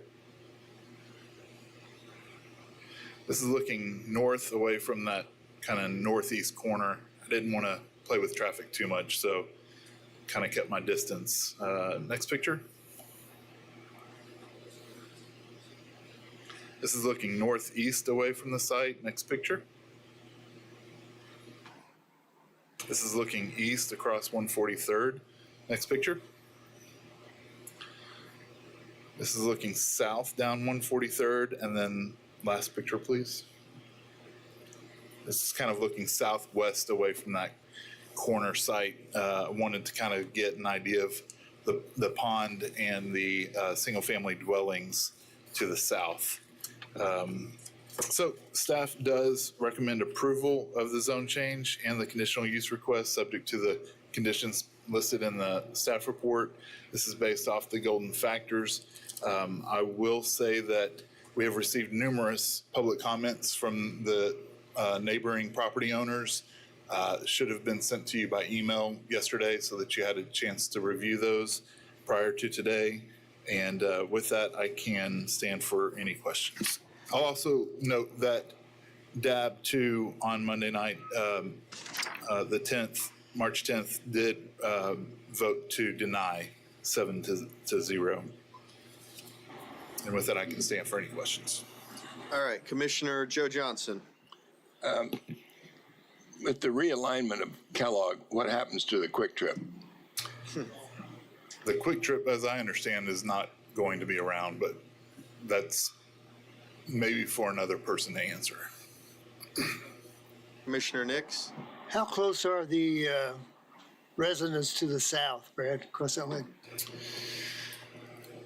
I don't know the exact distance, but they are within that 200-foot threshold, so they're within at least 200 feet. Property to property, property line to property line is about 200 feet. I did a preliminary estimate during agenda review yesterday from the south property line, basically straight south to a house. That was about 250 feet. But property to property line is probably less than 200 feet or close to 200 feet when you think of the south property line to the property line of the residential properties. But from the property line to a house is about 250 approximately. Any other questions? Seeing none, we'll bring the applicant or agent forward. Give us your name and address for the record, please, and you'll have up to 10 minutes.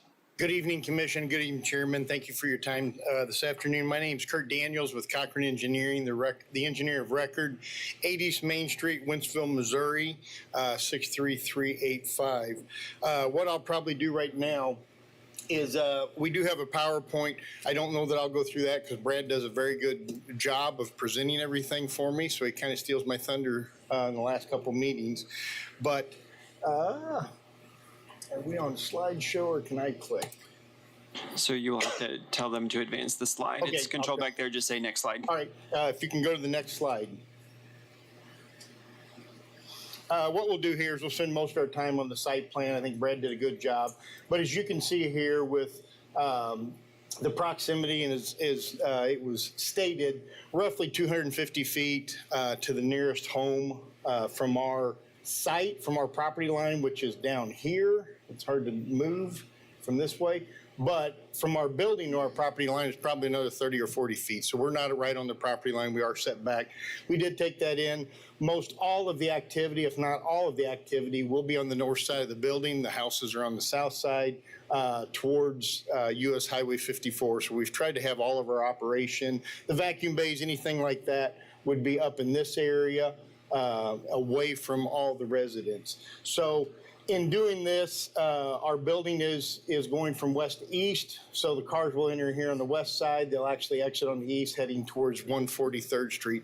What I would do now is some of the concerns the other night is probably better for me to address right now. Some of the concerns where the wildlife, the animals, so on and so forth, that use the drainage pond in the area. There was concern about the trees were planted by the previous property owner or the subdivision. those trees will be left intact. From our property line to the high water part of the lake, the closest area we are is 33 feet. Not to our building, that's to our property line. The largest area from the high water mark of the lake is over here is roughly 113 feet. So we are not right on the lake. There will be trees that they stated were planted by the homeowners association. Those will be left. We will not take those down. Those are not ours to take down. We will maintain what's on our site or maintain all of our operations on our site. So another thing about this operation bringing, I think there was a lot of compliments towards Club Car Wash. A lot of people said they were members the other night. They just didn't want it at this location. Our owner is impeccable at how he keeps the site. He keeps them very nice. I think if you look at the site, it's a lot of cedar trees, it's a lot of invasive trees. So it's not like we're taking out the magnificent trees of what we all do value when we do see them. So another thing about this site is we do have limited hours of operation. So the earliest we're open is 7 a.m. and the latest we're open is 8 p.m. So in evaluating this, as you go through your general commercial, which we're asking to go to limited commercial, but the zoning it is right now, if you look at the operations that can go on right now in the existing zoning, most of what I read in there, the operations that can go on this site as it stands today, have no ending time at night. And you're talking about duplexes, you're talking about apartments. I mean, in the cities, there's bed and breakfasts that can go in general commercial. You look at, granted it has conditional use, but you could put an asphalt plant. So there is significant amount of operations that could go on as it stands today. What we do is 8 o'clock tonight, we're done. We're gone. We lock up shop and go for the night. So there is no nighttime activity or anything like that. So, but hearing the concerns of the distances from our site to the residents, as they said, was roughly 250 feet. But we do add another 40 or 50 feet from our property line to our nearest structure or nearest improvement. So with that, I would be glad to answer any questions. Thank you. Questions from the commission? I have one, Mr. Daniels. With the request to go from GO, which has a height of 60, to the LC, which has a height of 80, and if I'm looking at your elevations correctly, your building is no taller than 30 feet. 28 feet, 10 and a half inches, yes. Would you be comfortable with no higher than? Yeah, no building higher than 30 feet. I do not see a problem with that. Because the property immediately butting to the south, though it's a pond, is zoned residential, the height compatibility standards is at 35 feet as it stands right now. You understand that? Okay, you're comfortable with that? Yes, sir. So no additional action would have to be taken. That's just in the code the way it is. Just wanted to clarify. Thank you. And are you comfortable with the other staff recommendations? Yes, we are. Okay. Commissioner Warren. Yeah, Kurt, I'm a little concerned about the exit and how close traffic going to the north would be. That's a busy intersection. It stacks up. Are you guys concerned about being able to get traffic out of your lot onto 143rd Street into making a left-hand turn at that location? You know, when we design a site, I do it as my as how I would access or enter a site. So what I do, I'm an impatient person, so I'm going to find the easiest route. And, you know, some people will elect to go left, but I think the majority will go left. They're going to go what I'm going to call blocking, excuse me, but I don't know the street down to the south. But you'd continue on down to the street to the south and either go east or west at that point. So those that come in and enter this site, they will find the easiest route of exit. It is a significant portion of pavement to cross in this area, but if you look at this section of ground, we've pushed it as far south as we can, and we are comfortable with where it is. Commissioner Nix? When we had a lot of comments, obviously, from neighbors, but one comment that keeps coming up is water usage, retention, that sort of thing. Can you go through that a little bit? Sure, absolutely. I can address that. 2/3 of all water used on the site we will recirculate. So I know the other night there was a presentation on some water concerns within the city.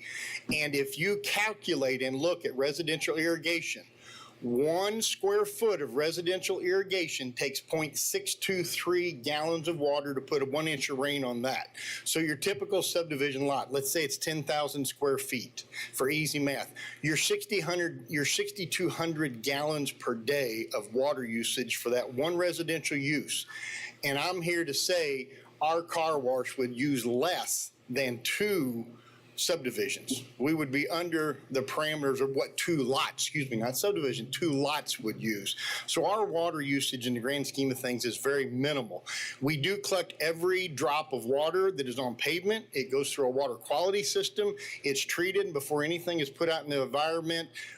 There's multiple ways to clarify whether it's bioretention, so on and so forth, and I don't know actually what the requirements of Wichita are, but we will meet those. So every drop of water that leaves the south, with the exception of what actually falls into the detention basin on the west side, which is right here, every drop of water that touches a car will be reclaimed, treated, and the minimal part will be discharged. I see another hand over here. Commissioner, okay, Commissioner Joe Johnson? Yeah, you talked about the vacuums being on the inside loop. Yes. I think I know the answer, but where are the dryers? The dryers, the actual dryer, the only dryer in this is at the eastern edge facing towards 143rd Street, and the dryers are actually angled back in to the site, to the tunnel car wash, so those are actual dryers for the vehicles as they exit. But they are directly, the discharge of the car goes towards 143rd Street, but the dryers are actually projected into the building, which would be back here to blow any water back into the building off the vehicle. I'm talking about noise more than anything. The majority of all noise will go towards 143rd, and we did discuss that last night, that we do believe that with the traffic out there, it is negligible if you do hear anything. All right. Thank you, sir. Stand by. Thank you. You'll have an opportunity for rebuttal. All right, so now it's public opportunity. Again, come forward, give us your name and address. You'll have up to 3 minutes. If you have sent us an email, reference that, but you don't need to read it, okay? Try not to repeat if we can. Just, you all heard the other instructions, right? So we're good. So. And if you all that are wanting to speak, if you could go ahead and move up and be in those seats close, it'll save time. So, go ahead, ma'am. Okay. My name is Chrissy Hatfield, and I live at 14200 East Lakeview Drive. My husband Warren and I have lived there for 40 years this year. I would like to share my concerns about how a zoning change would allow a club car wash to be built. And some of the golden rules that you have are listed below. So there's a handout that you'll have. The first one is the zoning uses and character of the neighborhood. We live in a quiet covenant community where neighbors take pride in their homes and surroundings. None of the other Wichita club car washes back up to a neighborhood community. There are already at least 3 car washes in nearby Andover. Next, the suitability of the subject property for the uses to which it has been restricted. The property has been vacant for many years, but provides a sound barrier from Kellogg to the neighborhoods just south of it. Many trees are growing on it, which provide habitats for birds and other wildlife. Next one is extent to which removal of the restrictions will detrimentally affect nearby property. All vehicles entering and exiting the car wash will be on 143rd Street. This is already a very busy intersection and will no doubt increase once the Kellogg expansion gets underway. Our streets are not designed to handle the additional traffic a car wash would bring. Runoff from detergents, oils, and other chemicals used in a car wash could harm local water quality and ecosystems. Next is length of time subject property has remained vacant as zoned. This property has remained vacant for a long time, probably because the entrance and exit paths are so difficult to maneuver with all of the traffic on 143rd and cars turning south from Kellogg to 143rd. That's probably the biggest issue, is the traffic on 143rd.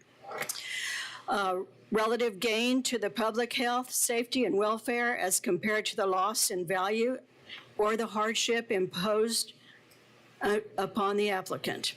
As mentioned above, we fear for the safety and welfare of neighbors and wildlife.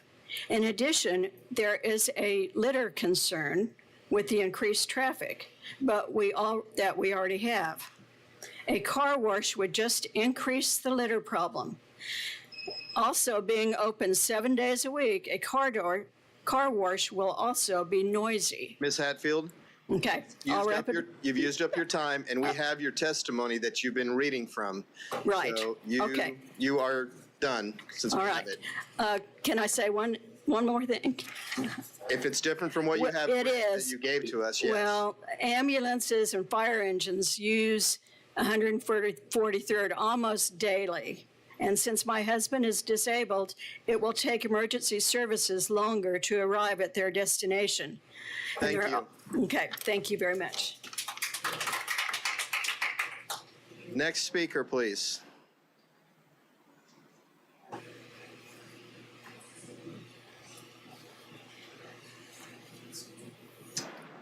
I'm Diane Howard. I live at 14220 East Lakeview Drive. I have some photos I'd like to share. There's two different photos. A little bit of background as to how we came to this place. I didn't have a clue what a club car wash was. Didn't have a clue. So I went down to the one at 127th and 21st Street on the 4th of March. And I parked across from east of there at the Quick Trip. And I was amazed. There are a lot of cars that go through there. I sat there and I decided, well, I'll see how long I'll sit here as long as it takes for me to count 100 cars. It took 58 minutes. The first picture that you're getting is a picture of our division with the lake and all, and up on the left-hand corner is the area that the club car wash would be in. It indicates that there is where their exit would be. They can only exit to the south. There's not the option of exiting to the left at that intersection unless you want to do it illegally or just happen to catch it to go in that left turn signal, and I challenge that. But you'll see various ways I've devised that you could get out back onto Kellogg. All of them require that you go through the residential areas. In the other picture that I have for you is KDOT. It is the current KDOT map proposed for the 143rd and Kellogg intersection. They are planning to remove the bridge, and during that time, each direction will only have one lane open. I don't have a clue how long that's going to take, but that also is going to impede all the traffic. Once that is finished, there will still only be one option to exiting the car wash, and that is to the south. And there are more limited options going to the west. And besides, they're dirt roads, to the east. They are dirt roads. Who wants to take a car newly washed down that area? So they'll all come through our neighborhoods to return to Kellogg. In 2019, the city did a traffic count at 21st and 127th intersection. At that time, it was 21,810. They also did a traffic count at Kellogg and 143rd. It was 36,031. That was 14,221 more than the 21st and 127th. Ms. Howard, your time Okay. allotted. Can you wrap up with a sentence Yes, or I two? can. A business with a high traffic flow would impact the safety and the quality of the life of all of our residents. Thank you. Thank you. Any questions for the speaker? Seeing none, next speaker, please. I'm a little vertically challenged, so I'm going to have to put this down. I'm also somewhat follically impaired, and I'm chronologically gifted. My name is Ben Shortino. I live, unfortunately, at 14310 East Lakeview Drive. I'm going to be right within 200 feet of this proposed car wash. I take a little bit of offense. I always used to think it was a beautiful Springfield lake, but it's being referred to as a Reserve A drainage pond. So I guess we got to change our neighborhood to Springdale Drainage Ponds as opposed to Springdale Lakes. I'm going to ask, I still have 2 minutes and 18 seconds. My initials are BS, and my wife has told me many years that I live up to those initials. I want to ask each and every member of this planning commission one question. If this was being proposed in your neighborhood, would you permit it? Would you allow this to be in your neighborhood? And if your answer is no, I'm taking my hat off and I'm begging you, don't permit it to be in our neighborhood. Thank you very much for listening to me. And I'm going to pray to the God of my understanding that you'll reject this proposal. Thank you very much for listening to me. Thank you. Commissioner Sciortino, you may have lost some hair, but you have not lost your sense of humor. So thank you, sir. Commissioner Zimbelman. I think this is for the staff. Do you guys know anything about how they're redoing all of that area there? Is there going to be a median coming down 43rd Street? It's proposed. Right. I don't think we have a full understanding. If this image was correct, which was passed out earlier, it does appear that there would be a median installed. Yeah, under the current plan, it is proposed, but KDOT has not acquired all of the property to make that happen, so that plans could change. It's on hold right now, from what I understand, in terms of property acquisition. So you'd have to turn south? Possibly. Next speaker, please. Going once?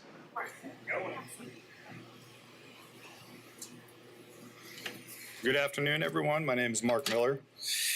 I am a resident and the trustee of Minnehaha Township. I've heard from actually many residents from the community, and I agree with all of the great points that they've had. I'm not going to repeat what has already been said. I'm sure you guys have seen all the emails due to the repetition. Other than the aesthetics, traffic, environmental impacts on the lakes and wildlife, at a minimum, I believe, from prior projects and experience, this application should be shelved for a little bit because we have no idea what KDOT and the city of Wichita is going to do down 143rd. I have a little bit of experience, which we can go over that in a little bit if you guys would want, but wait for them to at least finish their major project in that intersection when it's completed to get the correct traffic study done.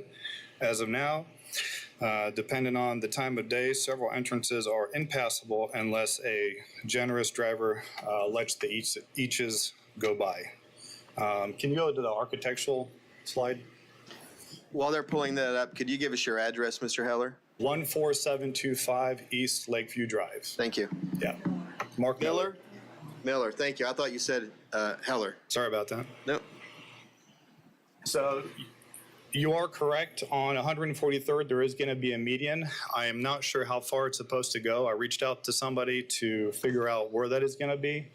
There's also KDOT plans to do a Kellogg Drive, which is really similar to like in between Webb and Greenwich.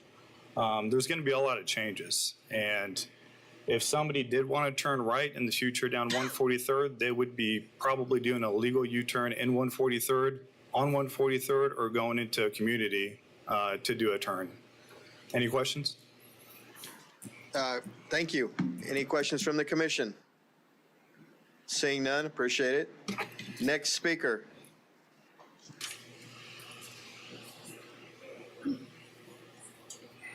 Hi, I'm Carol Beard, and I live at 650 South Springdale Drive or 143rd Street.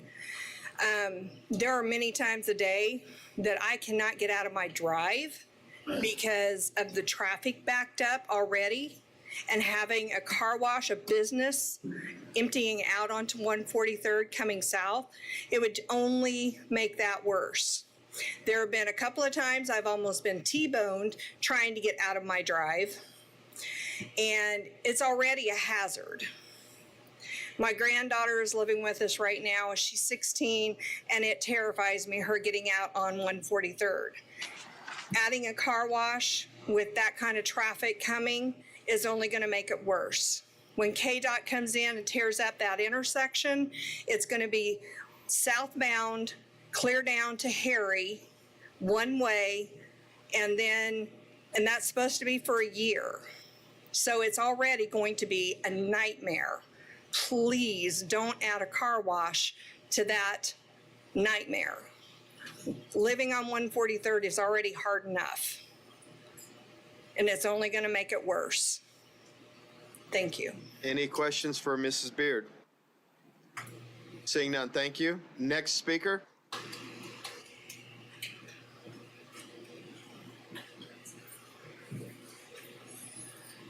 Name and Thank you, address, Mr. please. Chairman, members of the commission. I'm Gary Winget, 623 South Lakeshore Drive on that dusty road where they all come to turn around. Have you all been at the intersection of 143rd and Kellogg? If you're not, it's in the paper about one of the 10 most dangerous intersections in the city. Now, I want you to picture the southbound traffic that's going to cross. Now, I haven't seen anybody run a red light at 143rd and Kellogg since yesterday. But it's very common. They don't obey that traffic signal. And if you're coming south across Kellogg and you want to go on down past where the car wash entrance would be, you need to speed up you're already going 50. You need to go at least 60 to get by and go past, and you're going to kill somebody coming out of that car wash. So if you vote today to have the car wash, well, I'm a pastor and I do funerals, so get in touch with me. Any questions for the pastor? Seeing none, thank you, sir. Next speaker. I just want to draw a picture for you. Name and address, please. Kimberly Bays, 725 South Fairland, and I wanted the overhead that has the aerial shot of the intersection. Can I possibly have that brought up? Okay, so there was one that backed out even further.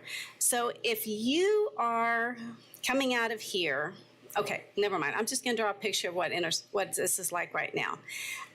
Come out and visit us. I noticed that the photographer taking the traffic pictures did a prime time of the day. It was not at 7:30 in the morning, or they would not have been able to stand there at all. This intersection and this light backs up traffic all the way down to Lincoln, a half a mile. That's basically at least 45 minutes to an hour because you've got the buses from Christa McAuliffe emptying at 8 o'clock, coming north, and then turning west to get more school kids are at their next stop. Okay, so that's that time of day. Then if you back out even further and it's at 4:30 to 5 something, and you've got the off ramp from K96 way out here. I hope you can see what I'm saying. Traffic is backed up in both lanes all the way to the stoplight, and it goes all the way up the off ramp on K96 onto the bridge of K96, and they're waiting to merge. So these people are tired of waiting. They come off that bridge and they're merging, and we have accidents here. We have accidents as we go because they're trying to cut across and get in the left-hand lane to turn north. The people who stay in the right, they cut. There is a merge lane to turn right, but they start turning right way back here. And they are picking up speed, and hopefully nobody's getting in that right merge lane in front of them, or they're going to have another accident. And when they turn right here, they're speeding up. They're ready to go south. And they're going to come around this corner flying, and somebody here is going to be trying to get onto the street. We're going to have even more accidents, just letting you know.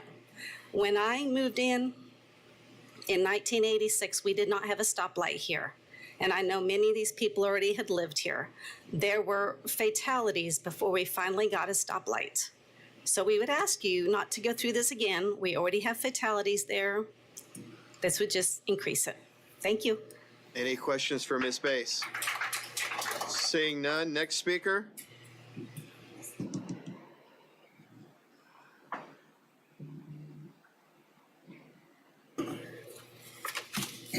Excuse me. My name is Darrell Howard. I live at 14220 Lakeview Drive East. I appreciate the opportunity.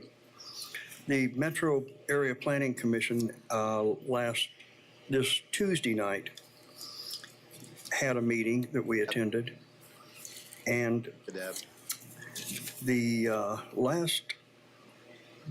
excuse me. So did I. Sorry, got to reference something here. They're number 5 on their page. The last line of number 5 said, "Denial may represent economic loss to the applicant. An approval will only benefit one person, and that's the applicant. A denial will benefit many. An approval to rezone will cause surrounding property values to go down. Currently, I look across the lake at a grove of tall trees from my deck and dock. It'll be replaced with a view of a large club car wash and the traffic on Kellogg. At the District Advisory Board meeting Tuesday night, the attorney for the applicant stated that eastern red cedars that comprise a majority of the trees on the lot they intend to remove are categorized as an invasive species. He is from Missouri, where the eastern red cedar may be invasive, but the Kansas Forest Service states, and they publish this, that the eastern red cedar is a juniper rather than a true cedar, as Kansas's only native evergreen tree. It grows throughout the state. We value that. That's the only evergreen we've got. All the rest of the trees have leaves that fall off in the winter. At least these maintain those leaves and block wind, and they block the noise. They shield us from the noise and the semi-trucks and other loud vehicles, because those vehicles stop and go now because there's a traffic light there. And that's going to be eliminated when the Kansas KDOT does the flyover. There'll be no more stopping and starting of all that east and west traffic. They will just pass right on through like they wanted to begin with. It's the loud semis using their air brakes and the motorcycles using their gears. It just gets extremely loud. So I just ask you, please don't replace the noise with that of the 24 vacuums and blow dryers. They mentioned the fact that those vacuums are going to be on the north side of their building. They will be north of their building, but their building will only run yay far on their map. You saw that. Their vacuums run way out here. So only a few of those vacuums will be shielded from us. The rest of them will be loud. Sir, you've used up your time. Thank you. Thank you. Next speaker. Next speaker. My name is Eric Kusneris, 14430 East Spring Valley Circle. I just want to speak on one thing I think that was touched on briefly was just buses. I've got a son that jumps on a bus every morning at 6:30, and every morning I'm out there because people are trying to fly by. Now, I know it's an issue all over the city, but this is only at 6:30 on a small road way out in old 143rd, you know? We moved out there from College Hill less than 2 years ago to get away from Vora that was moving in. And, it needs developed. I'm going to give it that. No problem. We moved out there to get away from club car washes, restaurants, stuff like that. And now it's just right back at the back door. Like, how far out of Wichita do we need to move to have some kind of space? We got 2 acres out there. I hear Jake brakes. My backyard is Lincoln, and I'm here to attest the line backs up to Lincoln. I can't even get out of my street, past Lincoln, almost to Harry. That's insanity. Right now, if you Google Map to get to my address, it will take you 26 minutes. And people ain't even got off work at 5 o'clock yet, you guys. That's how bad the traffic already is. I turn off with a trailer every day. I should live out there and make money. I pay a pretty good little premium each month. My 9% just jumped again. I got that in the mail. You know what I mean? For my taxes. So I pay a good chunk. Why can't I drive home safe? Why can't my kid get on the bus safe? Why at 2:40 I got to be worried about him getting creamed, getting off the bus to get back? Buses fly down there all the time, picking up kids. They're doing 40, 45. They're trying to keep on schedule. There's a set limit every day they have to get the kids picked up and back. If this is going to be the city, then let's get in there. Let's get street lights everywhere. Let's get the road widened before we're throwing businesses on us. And all of us who already have to find a new way to get in and out, because it's already getting busy, don't have to further find more ways to get in and out. I feel for my neighbors that live closer. I feel for y'all. I drive by all the time. You have beautiful neighborhoods. We all have beautiful neighborhoods. I feel for you guys. I don't know how I'm gonna get home anymore. Already I got to get off on 127th and take Greenwich, or I got to go down to Herring Green. I already can't go 143rd and Kellogg. It's going to be a nightmare, or I risk an insurance hit. And I'm not kidding. That is 100% serious. Map it right now on your phones and let Apple tell you how bad the traffic is in real time. This is not an exaggeration. Thank you. 4 kids, I'd like it to be safe. Thank you. Thank you. Any questions for the speaker? Seeing none. Next speaker. Going once? Going twice? We'll ask the applicant agent to come back. You have 2 minutes for rebuttal. Somebody left their phone. Yes, ironically, the one gentleman said he's a pastor and he's done funerals. I am a pastor also. I've done funerals. And the last thing I ever want to do is promote funerals. So one of our jobs to do as the engineers and the owner of Club Car Wash is to assure our people can get in and out of a site. There's a significant amount of money that's invested in these sites. And if our patrons do not have ease of access or get into these sites in and out easily, we lose business. So we ensure that they're able to get in and out. A lot of what you heard is talking about AM, PM peak hours when everybody's going to traffic, kids are being picked up. Like I do on my car washes, what I typically do is I'm going to hit the off hours. I'm not going to try to go when there's traffic. I'm not arguing there isn't some traffic here. That's not what I'm here to do. But I am here to say, if we look at the cars that go through this car wash a day, you're going to look roughly in a 12-hour period, a car every 1.44 minutes. So if we set it a traffic signal for 20, 25 seconds, that's way too long in most people. Now, granted, cars will stack up on given days and you'll have more than that. But as you look at the usage of cars per day, it's 1.44, it's a car in every 1.44 minutes, minute and 44 seconds. The other thing is, the first lady got up here and said she's been here for 40 years. This property was rezoned to commercial 44 years ago. So when you look at the zoning of that from 44 years ago and nobody's elected to go on a hard corner at this property, something tells me the zoning probably isn't applicable for what it's zoned today, and that's the reason we're coming to ask for the rezoning of that. Also, litter from the car wash, I told you our owner is impeccable. I do not believe there will be any litter because I frequent a club car wash every day. As far as the oil and detergents, as I told you, this water from the cars goes through a significant cleaning process and exits the site, in my belief, better than what it comes to it. Sir, your time is up. Final comment? Thank you.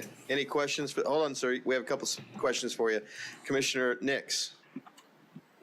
You need to help me with my math a little bit. So how many cars per day? Roughly what we look at is around 500 is what we think this site would produce. All right. Okay, thanks. Commissioner Miles. So I know you touched on when people get their cars washed, but I'd like to know a little bit more about that. Is there a particular time, is early morning a popular time, like at 7:30 a.m. to get the car washed, or 6 o'clock, or is it more likely that people are going to wash their cars in the late afternoon or later in the evenings or on the weekends, or is there, what does that look like? I apologize, I don't have statistics, and I don't even know if we do have statistics. What I do is evaluate on how I access something like that when we look at the design, and I'm not going to go at rush hour. That's the last time I'd go. I'm going to try to hit the off-peak hours for ease of access. So, but I don't have an exact number of when would be the largest usage throughout the day. I can't hear. He's talking. Right, nope. This is commission questions. Yeah. Commissioner Williams-Bay. I know you said that you recycle a lot of your water and reuse it. Where the water that you don't recycle, where is that going? It all goes into the water quality, channel protection, detention. So it would all be, every bit of water on site is treated. Okay. 2/3 of it we reclaim. What, does the other third go into that retention pond there? After it's treated. After it's, yes, it'd either go to the detention pond, or we also have a water quality at the east end of the site. So there's 2 different angles it would go. Okay. But it's all treated with the same process. Okay. Okay. Thank you, sir. Thank you. Thank you. We'll bring it back to the commission for discussion, consideration. Commissioner Joe Johnson. I can't support this, so I move for denial. Second. Do we need to offer circumstances for denial, or can we do just a straight denial? It would be good to put the supporting factors. Okay. Commissioner Duell? I think it's too early to approve this because we don't know what the ultimate plan for 54 is. And once that's established, we'd have a better view of this. When could they bring this back? Well, if it's denied, it has to wait a year, unless there's a substantial change to the application. So if we denied it a year from now, we'd know what's happening with Kellogg. Possibly. Yeah, they could bring it back in up to 6 months with significant change to it. But, do you agree with Commissioner Duell's supporting factors as a basis for your denial? Okay. If I could, sir, just a staff question. I just want to make sure. What I think I heard is that the supporting factor for denial is based on the impact to the traffic and public infrastructure in the area, and also potentially public safety. Yeah. I will just add that this corner is zoned GO, and at some point it could be developed, and there will be traffic there. But I think what you're hearing from this body is that this proposed form of traffic is probably too much at this current time. It could be changed. They could bring back a revised plan. There could be another use that would still generate a lot of traffic, and possibly 80 feet because, or 60 feet high. And they could remove all the trees. So even though this could be denied, you could end up with something worse long-term, because what is allowed there now. So just being forewarned and, eyes wide open. With that said, I guess I would just say that it's been zoned that way for quite a while, and no one has come in to do anything. That is true. And we're seeing more development in that area, though, too. So, all right. So no other substitute motions. Call for a vote. All in favor of the denial, please say aye. Aye. Aye. All opposed to the denial, please say nay. Aye. So we have 1 nay on record, and that's Commissioner Warren. All the rest were in favor of the denial. All right. There are no further items on our agenda. You all are welcome back in 2 weeks at our next meeting. And hopefully we'll have the air conditioning fixed. We are adjourned. I wish I had